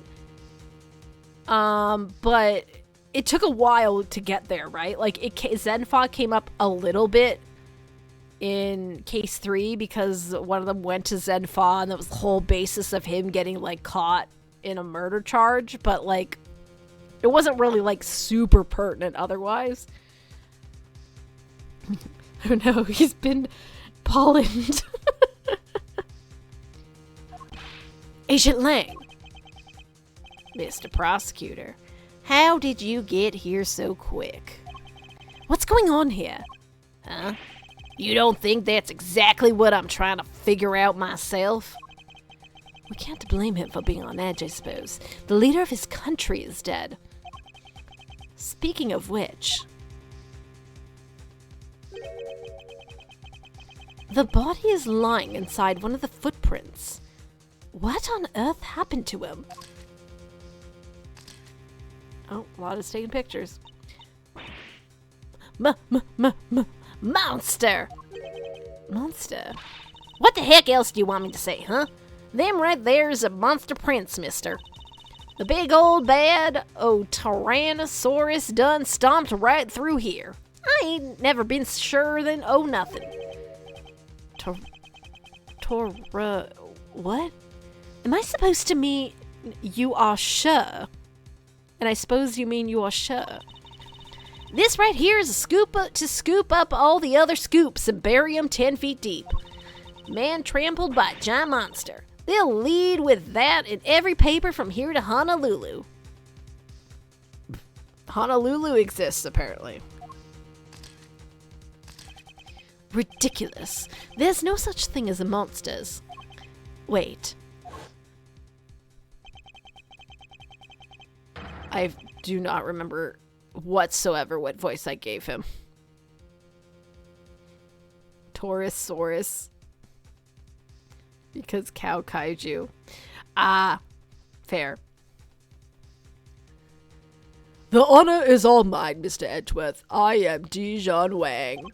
Your efforts on behalf of Zenfa have not gone unnoticed. You averted some of the crisis.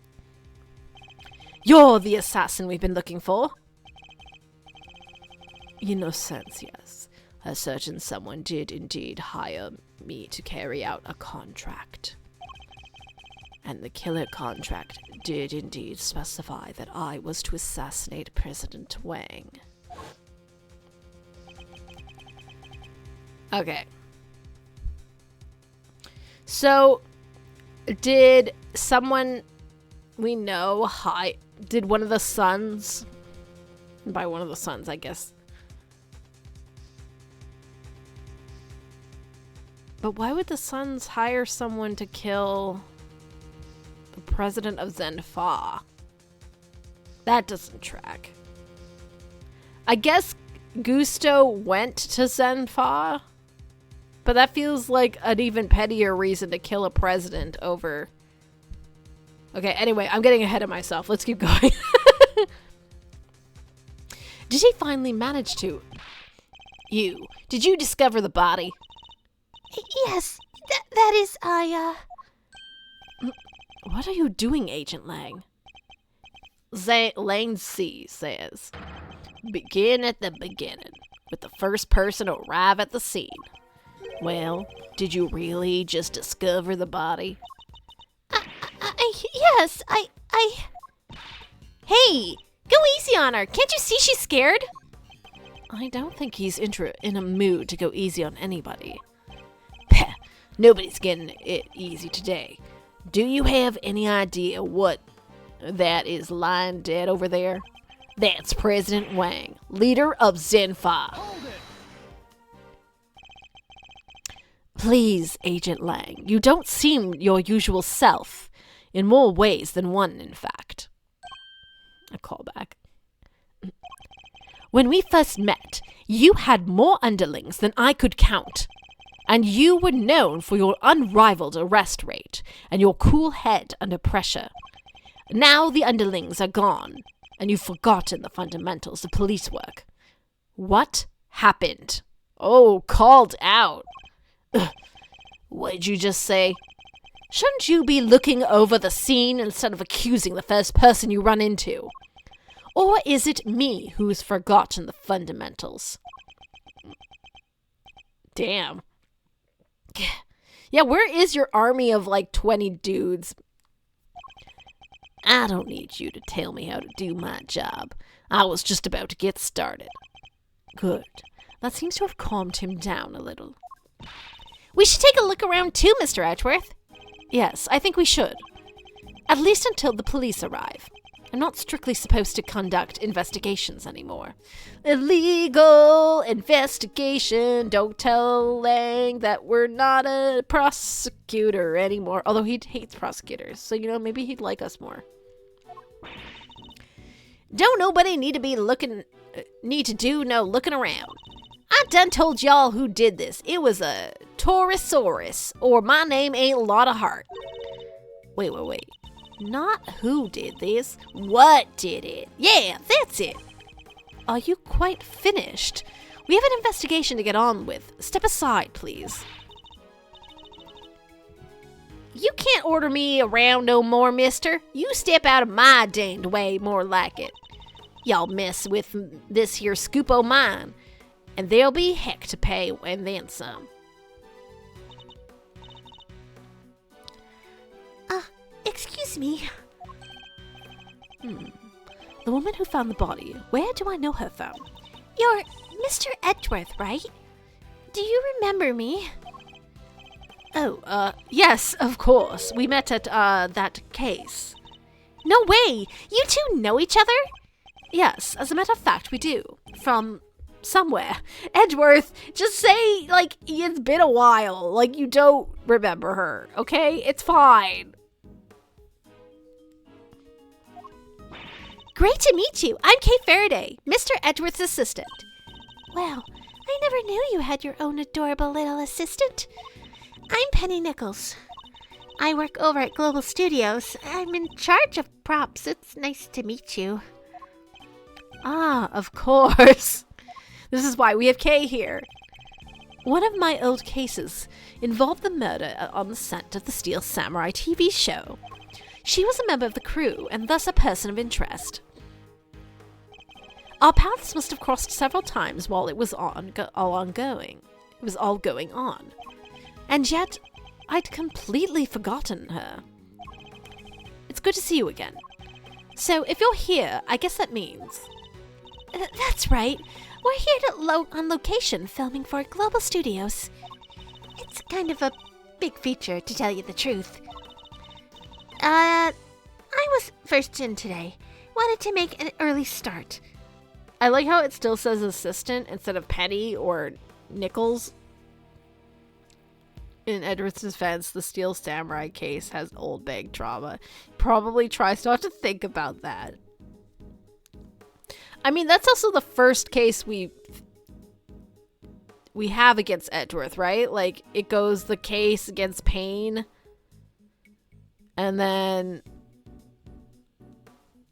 Wow, I'm forgetting the cases in that game. Like, I know the fourth case, obviously. And then I know...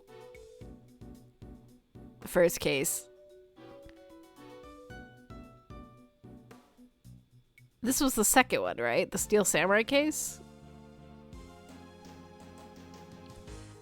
Mia's body. Oh, no, you right. You right.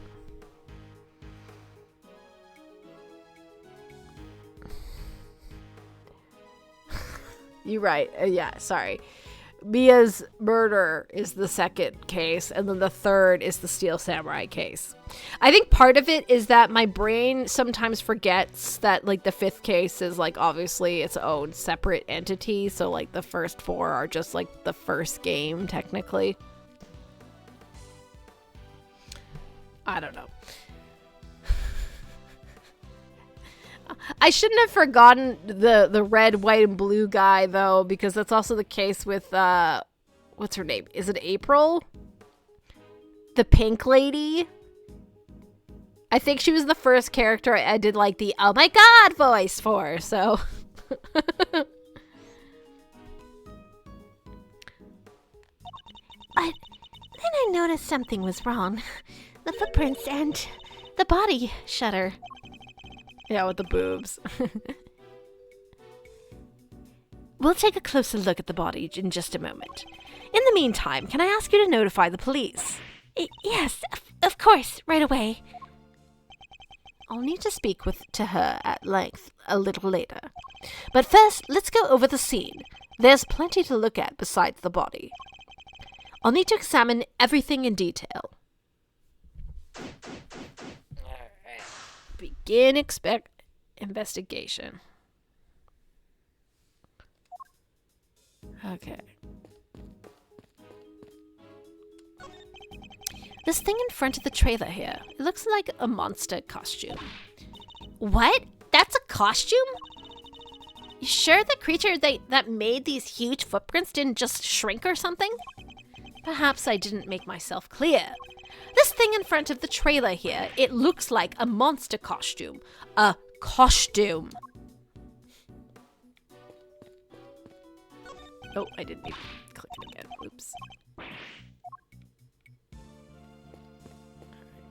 Lana, what the heck are you doing? What is it now? Can't y'all see I'm busy? Girl needs room to work, you know? Why are you so obsessed with the idea that this is a monster attack? I mean, she was really obsessed with your case, where she thought there was a Loch Ness monster.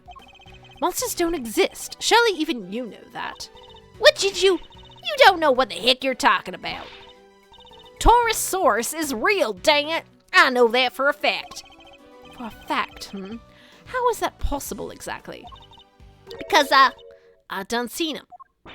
What? You saw Taurus Source? Where? How? Heck yeah, seen him.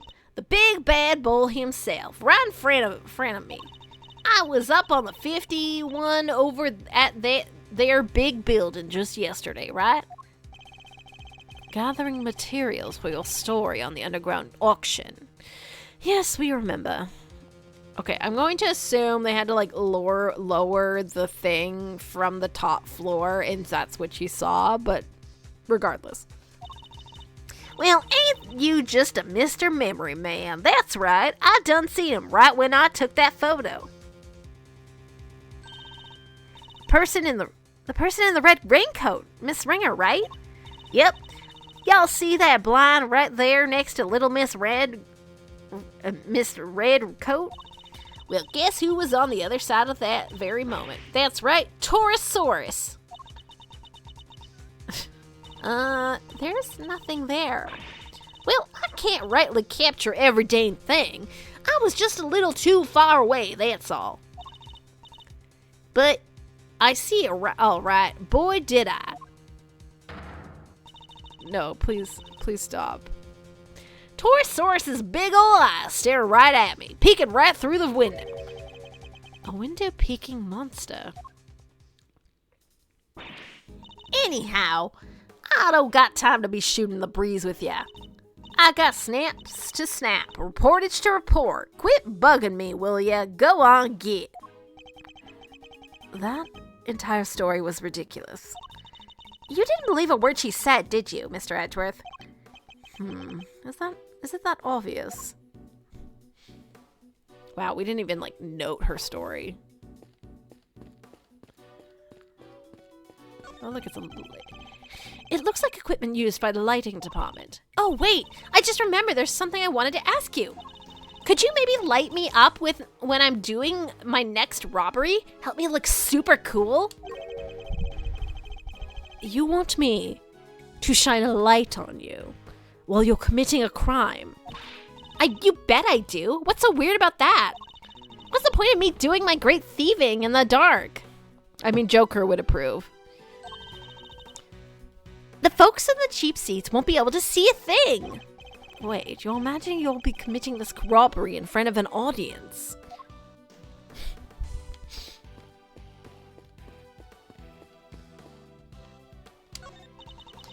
What's this big metal stick thing? Is it for climbing the tree or something?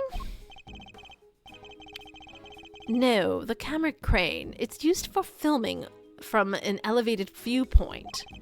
There's no camera currently attached, but it would usually be positioned at the top there. Gotcha. Sounds perfect for casing a place before a burglary. Wow, Katie. Wow. Oh my god.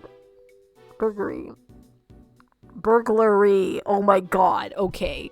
Ignore me. I'm so embarrassed.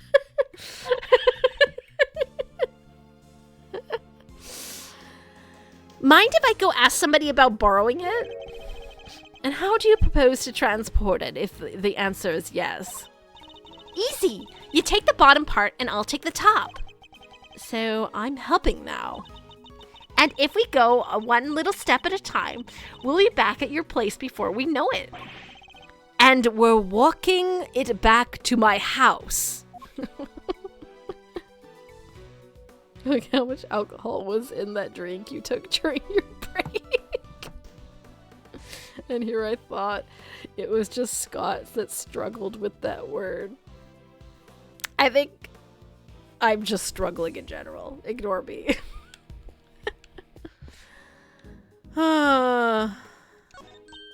Hey, these are those plastic sheets you can put down when you have a picnic. They're plastic sheets, that much is true. But I don't think that's what they're used for. Want me to explain, Mr. Edgeworth? Those are waterproof sheets. We use them to protect camera when we're up on the crane. If they start raining while we're shooting, we can just cover up and keep going. I see. So they must be pretty big, right? Oh yeah. They have to be able to cover a whole rig. Wouldn't be much point using them otherwise. Okay, we know her name. Why does it still say assistant? Like, we don't. The weather is pretty patchy yesterday, so we wound up using them quite a bit.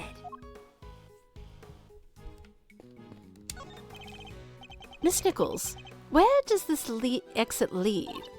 That? Onto the grounds of the big building. Yet another case with a direct ties to the same building.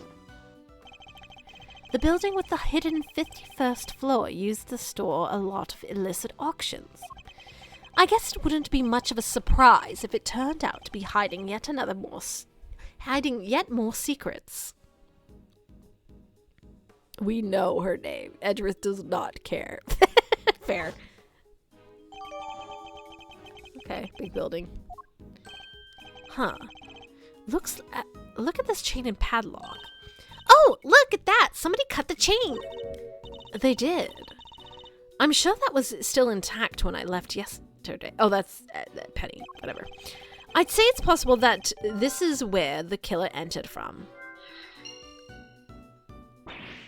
Eek! What's the matter now? Look at the huge dent! How did that get there? Oh, shit. You're right. That is a big dent. It would have taken a sizable object to make it. And a heavy one, too. Maybe like a person? That wasn't like that yesterday either. It wasn't. I guess that means the dent must have been made last night at some point. Oh, right, the corpse. Oops.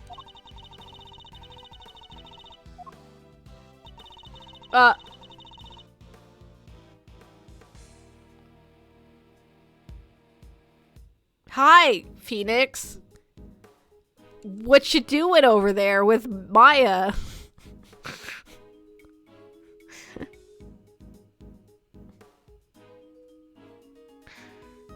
Okay, whatever. And there's no one really. Okay, what was going on here? There's the place pod looks. Don't you think it's just an ordinary building, huh? And there's no one really special around to speak of either.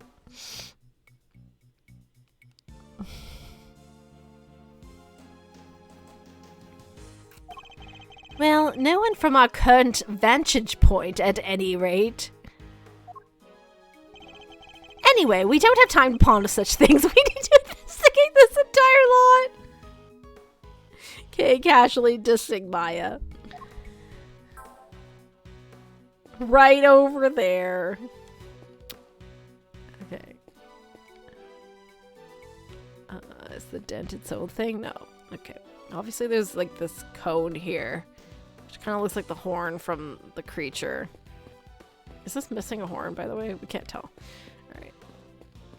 Well, let's go look over here. It really is him, huh? It suddenly appears to be the same man we only met a few days ago.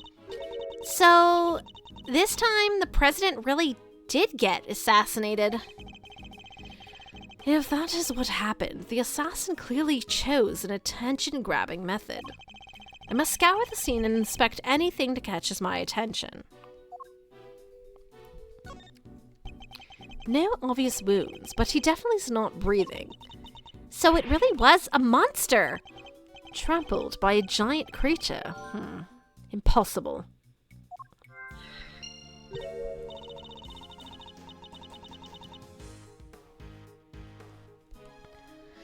Huh? There's something stuck to the front of his clothes there. Yes, speckles of a yellow substance. I bet it's monster drool. Yeah, that must be it. Please, Kay, can you at least try to be sensible? We'll need forensics to tell us what it might be. All right. That looks pretty much everything the body can tell us for now. Really? I better note it all down. Okay. Okay, what about this horn? Okay, they're still gonna let us look at the horn. Huh? What's this white thing here? Wait, it's a bone! Does that mean 2 murders? It looks more like a horn than a bone to me. Okay. It's not even, like, noted as, like, a thing. Okay. Oh, the footprint itself? The body is surrounded by pieces of smashed up concrete. Yes, it looks like it had been thrown clear when the ground was broken. Pew! Sent flying like by a mighty impact of a giant creature's foot. Sure, assuming this was the work of a giant creature. Okay, a man is dead.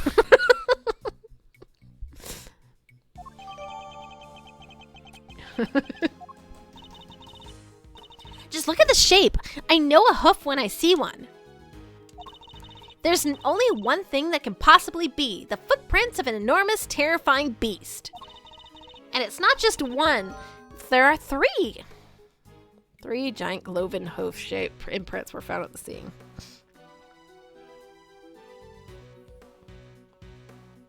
He got smushed, did. But you know that's impossible, don't you? You know that monsters aren't real. Sure, I probably know that somewhere deep down, but it's way more fun to believe that they are.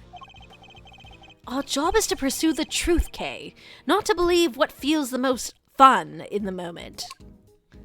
Okay, is there anything else around here? That would be no.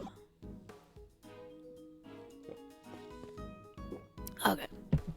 How's it going, Shishan Lang?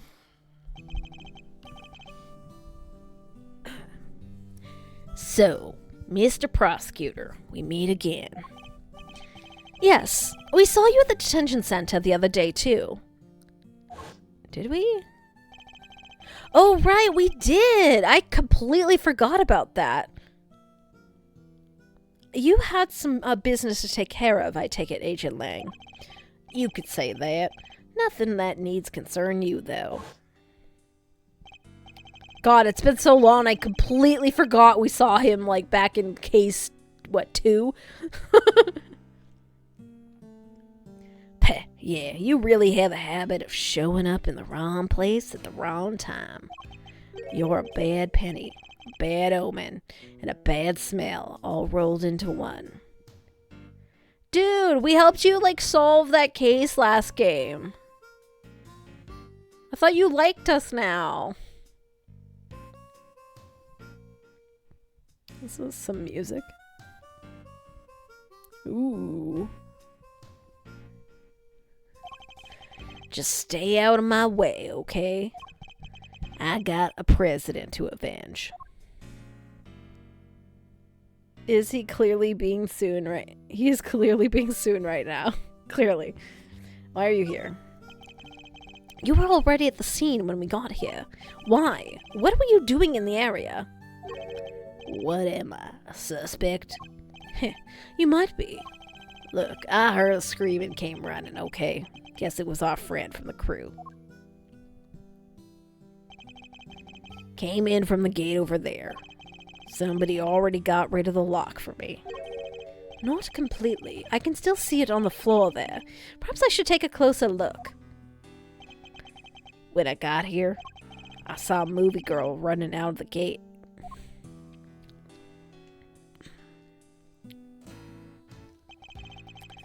In other words, he arrived right around the same time as we did. So you had business here at the big building. Something like that. A date with destiny, let's call it. He's similarly enigmatic when we saw him at the detention center. Let me guess, you're a huge creature feature fan, so you came to see the filming of Torosaurus movie. Creature feature? What do you think I am? Not the type of person who thinks a creature might have done this, I hope. I'm sorry about the president. You have my deepest condolences. Thanks. He was a great man. Zenfa will be lost without him. Was he a great man? I mean, he was mostly a victim of circumstance, but he did try to fake his murder. Well, whatever. You and he were close, correct? It all started when he hired my father. That was our big break. Damn, your dad's pretty buff for what appears to be, I'm gonna guess, a 60-plus-year-old man. Don't besmirch the dead.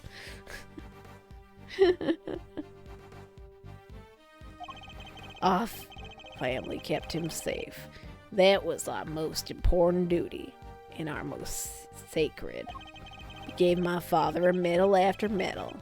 They had to come up with new ones just for him. In the end, there were no medals left to give. So he made us the keepers of his last will and testament. Those medals, their duty, they're our greatest pride, our family jewels. I never thought I'd be unsealing that will so soon. Wow. Sounds like your family and the president were super close. But wait, when that whole thing happened back at the lake, you weren't with the president then, right? That's true. Look, lots happened, okay? This was all 12 years ago or more. My father and the president being friends, our families being the one to keep him safe. He just changed one day. It was like he became a different person. You mean he became a different person? He is a different person entirely. That's going to be a plot point later, isn't it?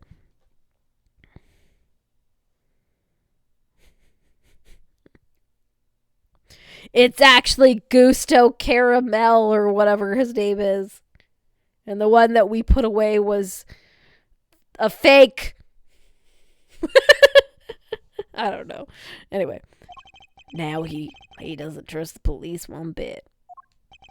I wonder what happened 12 years ago. But regardless of what happened, I still respected him.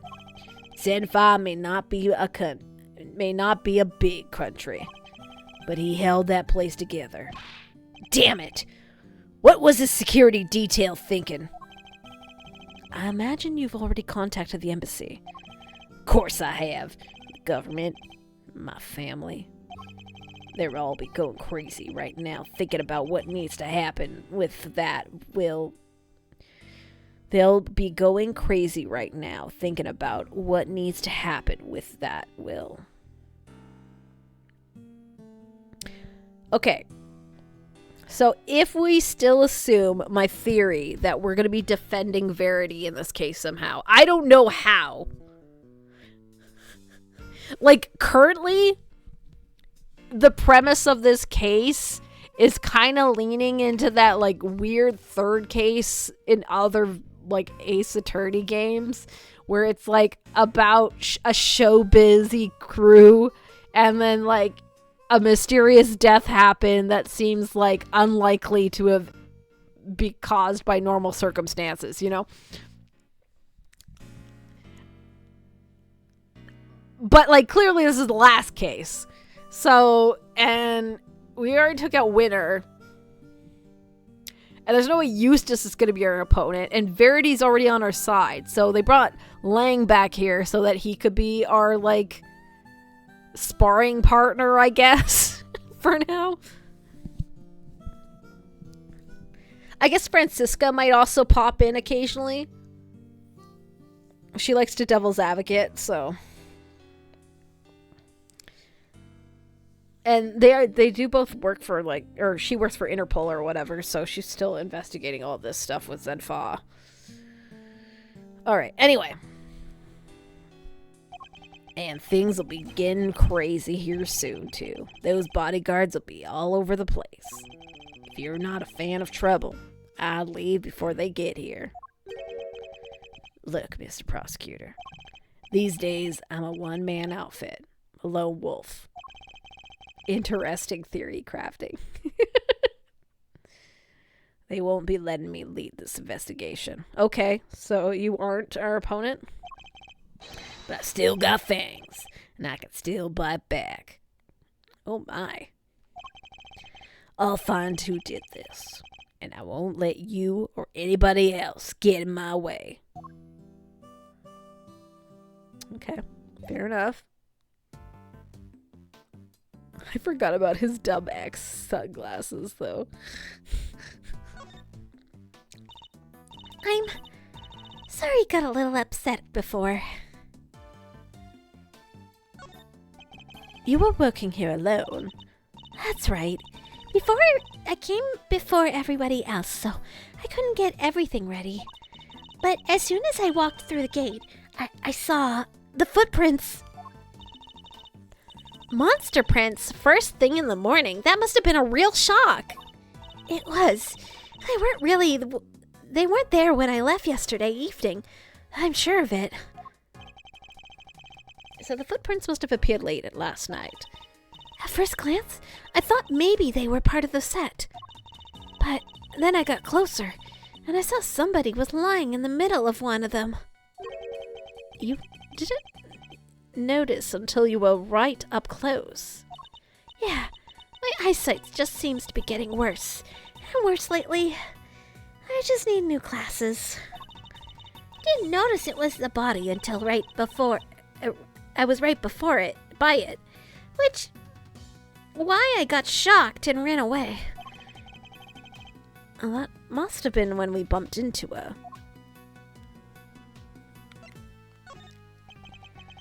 So you're shooting a movie. It wouldn't happen to be a Steel Samurai movie, would it? Oh, Edgeworth. Nope. Oh. He's so disappointed. This one's a creature feature. You know, the Taurus Source movies, right? I'm afraid not. You'll have to forgive Mr. Edgeworth. He only cares about Steel Samurai. Oh, that's not... Hey, it's all right. Not everyone's a fan, but they soon will be. It looks like he's throwing up, like it's his hooves. But, like, it kind of looks like doing the, like, the rocker thing. You know? Got his hopes up. Steel Samurai could definitely fight Taurosaurus. Yeah. He's back. After 12 years of silence, the big bad bull himself, Taurosaurus. The first Taurosaurus movie is a long time. The first Taurosaurus movie in a long time, so the crew's super excited about it. And parts of it are set here in the big building, so we're shooting on location. That explains what we saw yesterday. What's happening here? What's going on with the building? Just stay calm and talk to me, kid. Cut. I'm so sorry. We're shooting a movie. Could you, That must be what they're filming. So, does Taurosaurus smash the big building into pieces in the movie? I bet he does, right? Wouldn't you like to know? But you'll just have to wait until we find out in the theater. Here, you can have this if you like. Oh, thank you. An epic rivalry is born. Taurosaurus versus Gordy? What? No! What is this nonsense?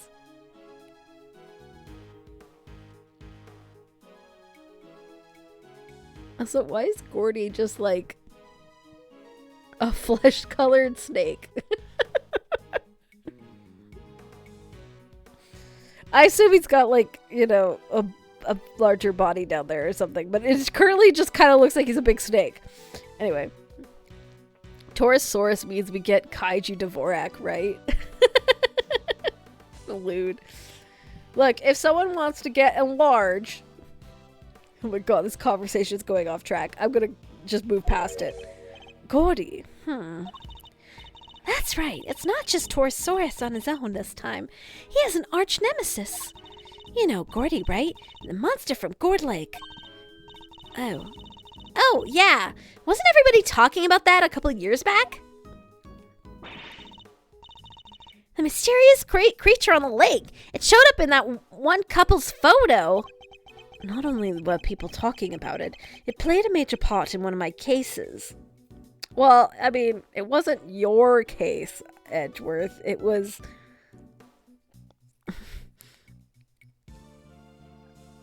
Well, you were in it. Not a name I'm too wild about hearing again. Do not cast it large on the flesh-colored snake. The director fascinated by stories Which is how Gordy wound up in the movie. A little behind the times, but better late than never, I suppose. Just wait until you see the two legends tearing it into each other on the big screen. After a 12-year hiatus. Why 12 years? I'm sure that won't be relevant. This reminds me of something I've seen already. This is such a weird case already. Like, what are we doing?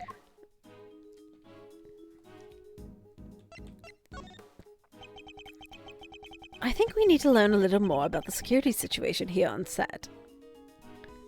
So I might be misremembering, but I think Gigi has enlarged in her repertoire. Does she? I'm trying to remember. I think so. Because wasn't there going to be a thing where Doman got turned into, like, a shark or something, and then she was going to cast enlarge on the shark? Or am I misremembering that? I might be misremembering that. Either way.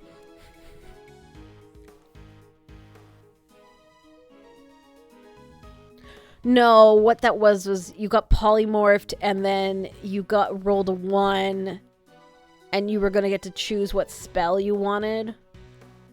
And you thought about casting enlarge on you as polymorphed.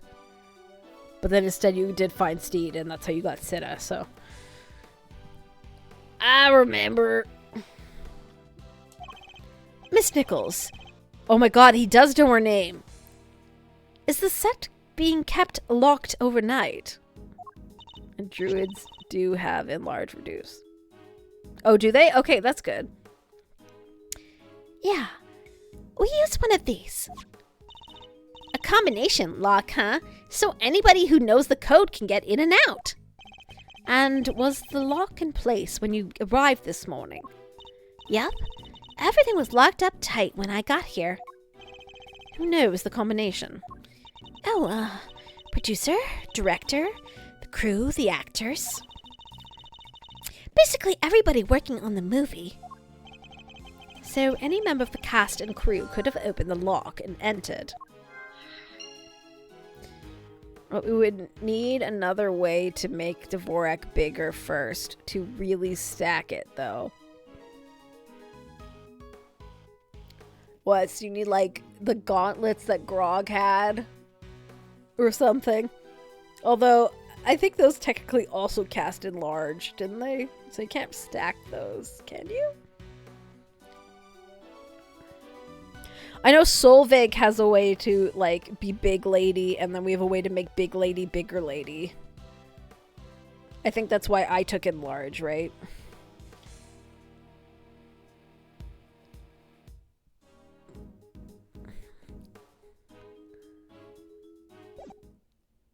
Okay, so are we at the point where we're sticking stuff together?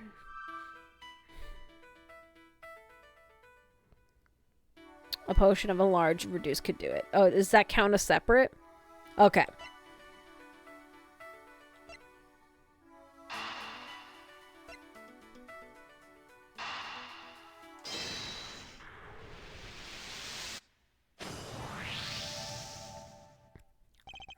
The combination lock on the gate leading to the plaza was intact when Miss Nichols arrived, but the lock on the gate leading out the side of the big building had been cut. What does this tell us? Easy, that the killer used the side gate. Precisely, and it tells us something else important too. Namely that our culprit didn't know the number of the combination lock. You're right.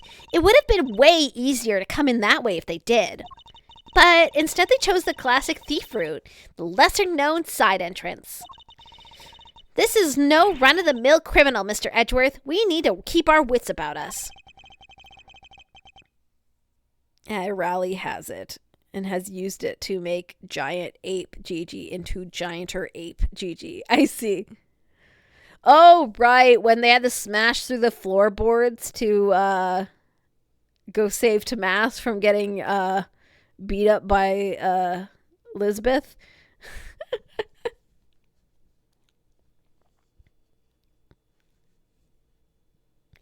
Man. That was such a ridiculous moment. Because it was like, oh my god, I'm gonna get to, like, trap to mass. And then suddenly everyone was rolling, like, 18 to 20s. And all came bolting downstairs immediately.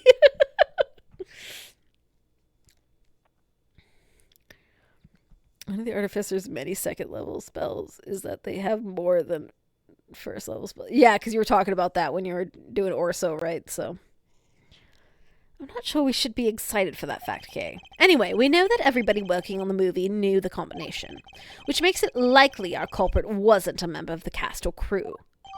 Okay. That makes sense.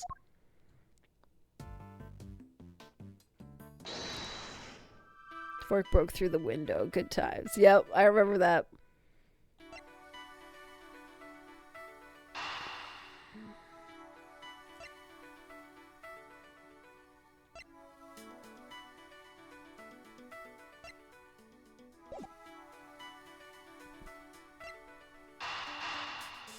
Connect these two. Oh, okay.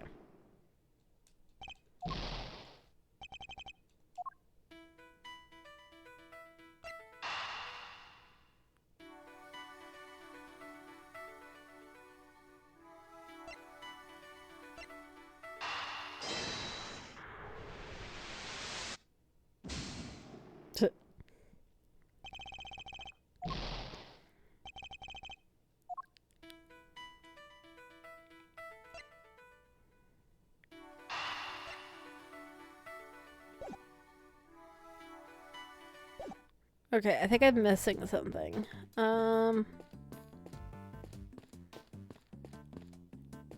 Is there anything I didn't look at?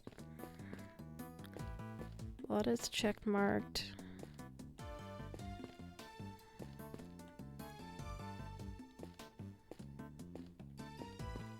Your check mark. Okay, all of you are check marks. That does imply to me that I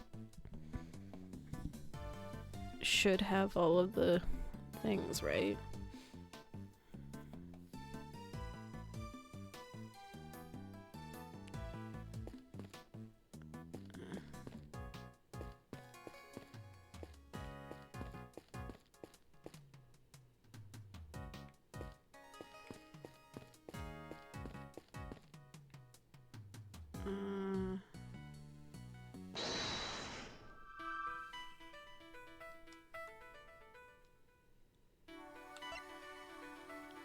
These don't...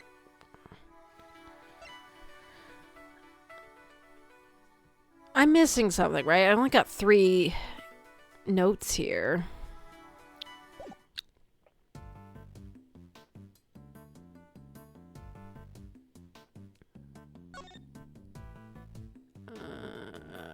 Maybe if I present her the lock? You recognize it? No.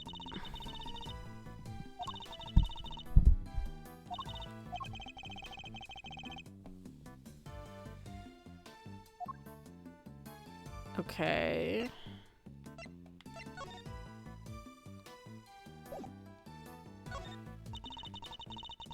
Similar nature, that's why you destroy a city. That doesn't make a whole lot of sense. He can attack with his horns, but that's not the only trick up his sleeve. He can bellow out shockwaves, drown people in drool, squirt them with milk. He can suffocate them with barbecue smoke, make cute little items out of leather. Those don't sound like super tough attacks. They're sure to look good. It's our job to make sure of that. And I hope you succeed for the sake of your entire industry. Okay.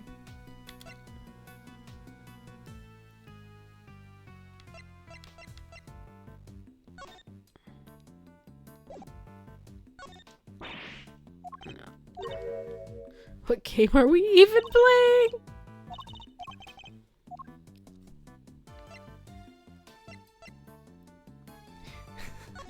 The fact that they're still giving us Kay's pin because we need to have a pin is really cute.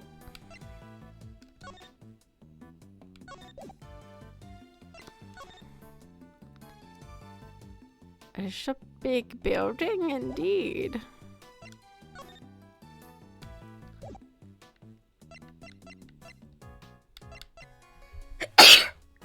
Oh, sorry. Okay.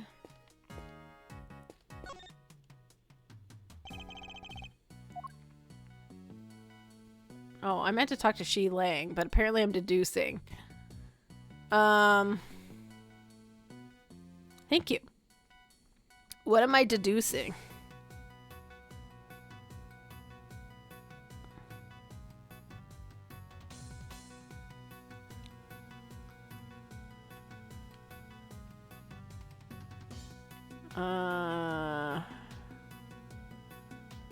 I guess it's this horn. Because it's the horn of the... Because it's like the plushie, right?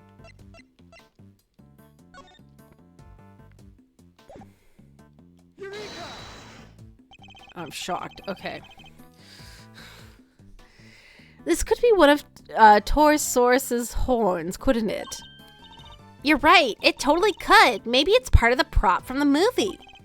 If it is, it must be from something pretty big, judging from the size. What's it doing on the ground here?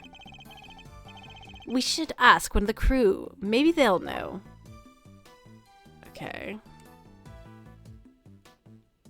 I assume that means... Yeah, okay, she's not checkmarked anymore. Horn! This horn, do you recognize it? Huh? Oh, that's part of the Torosaurus's horns. It's from the models we use for promotional stuff. Where did you find it? On the ground near the side entrance. Oh, that's weird. We keep a replica of the Taurus's head up on the roof of the trailer over there. And it's quite large, I assume. Oh, yeah. Well, not as big as the real thing, obviously, but still pretty big. And it's just up there, see? Yeah, I saw that when we panned up earlier. Oh yeah, it is part broken. Okay. Right there. That really is big. Okay. Well, that's a fourth thing.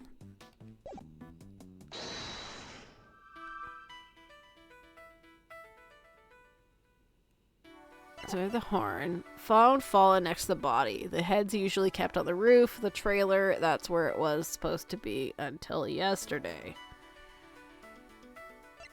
The footprints. The horn didn't make the footprints. He was not stomped on by a horn. But I guess the horn could have hit the fence. So I assume that's what we're doing here. Okay.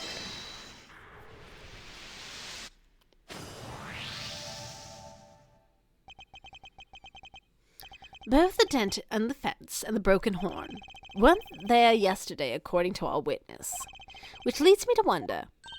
Wait, you think the giant Torosaurus head could have... I do. I think it could have well rolled off the trailer roof and landed in the lot below. Well, okay then. It seems more than possible, and also it means that he crushed the president with the head. Yeah.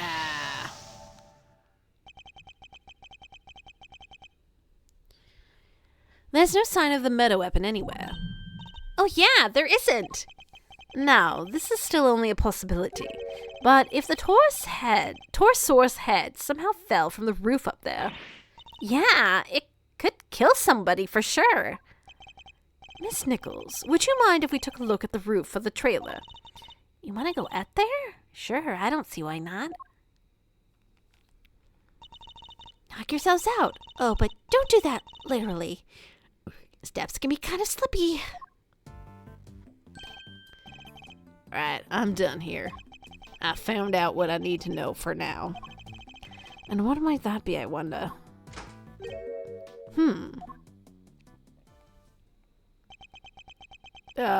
Hello, small child.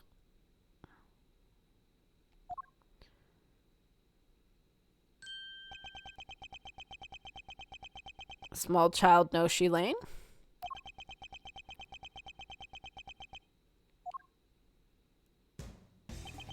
Right, the movie star actor kid. Oh god. I gotta make my young boy. Oh, he's got a cow on his actual... He's very cow themed, clearly.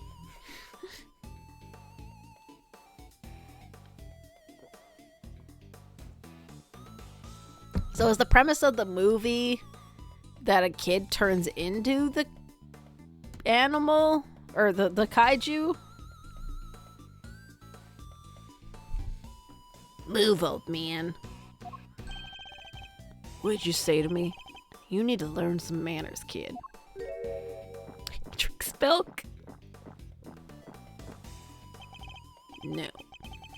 You need to learn when you're in the way. Quit whining and get out of here. What the? I'm so sorry about him. Sean, apologize to the nice man.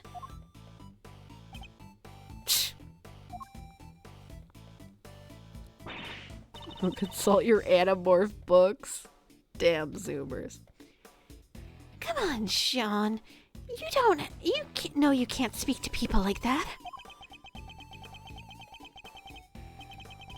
Whatever. Who the heck was he? A policeman. That's who. Why'd you have to antagonize him like that? I thought there was going to be trouble for a second there. I don't think we've seen anybody stand up to Ancient Lane like that before. He's not in the mood. Thank you, CJ. Let me introduce you all. Everybody, this is Sean Fenn. He's a star of the movie we're making. A star? This little boy. Hi there, I'm Kate Faraday. It's nice to meet you. Sean, this is Miles Edgeworth. He's the prosecutor. Prosecutor? That's right, and a pretty famous one at that. He's a prosecutor. Where's his badge? Ugh. He certainly doesn't pull any punches. Sean Fenn.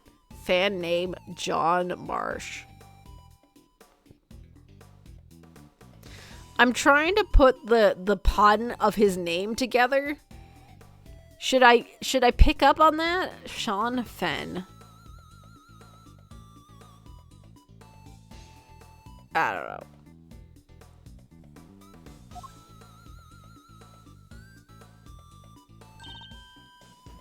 Oh, hey. You, might not want to get too close, Sean.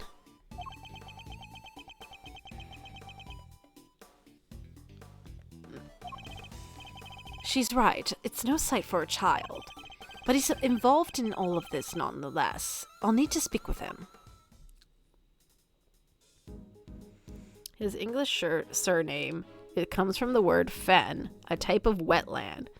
This is roughly analogous to Ayazawa, his Japanese surname.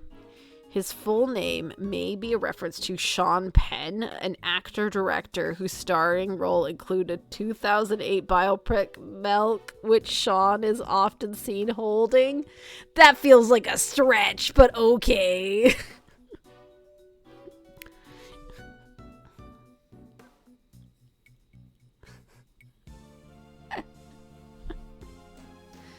Such a long walk to get there. Yeah. Okay.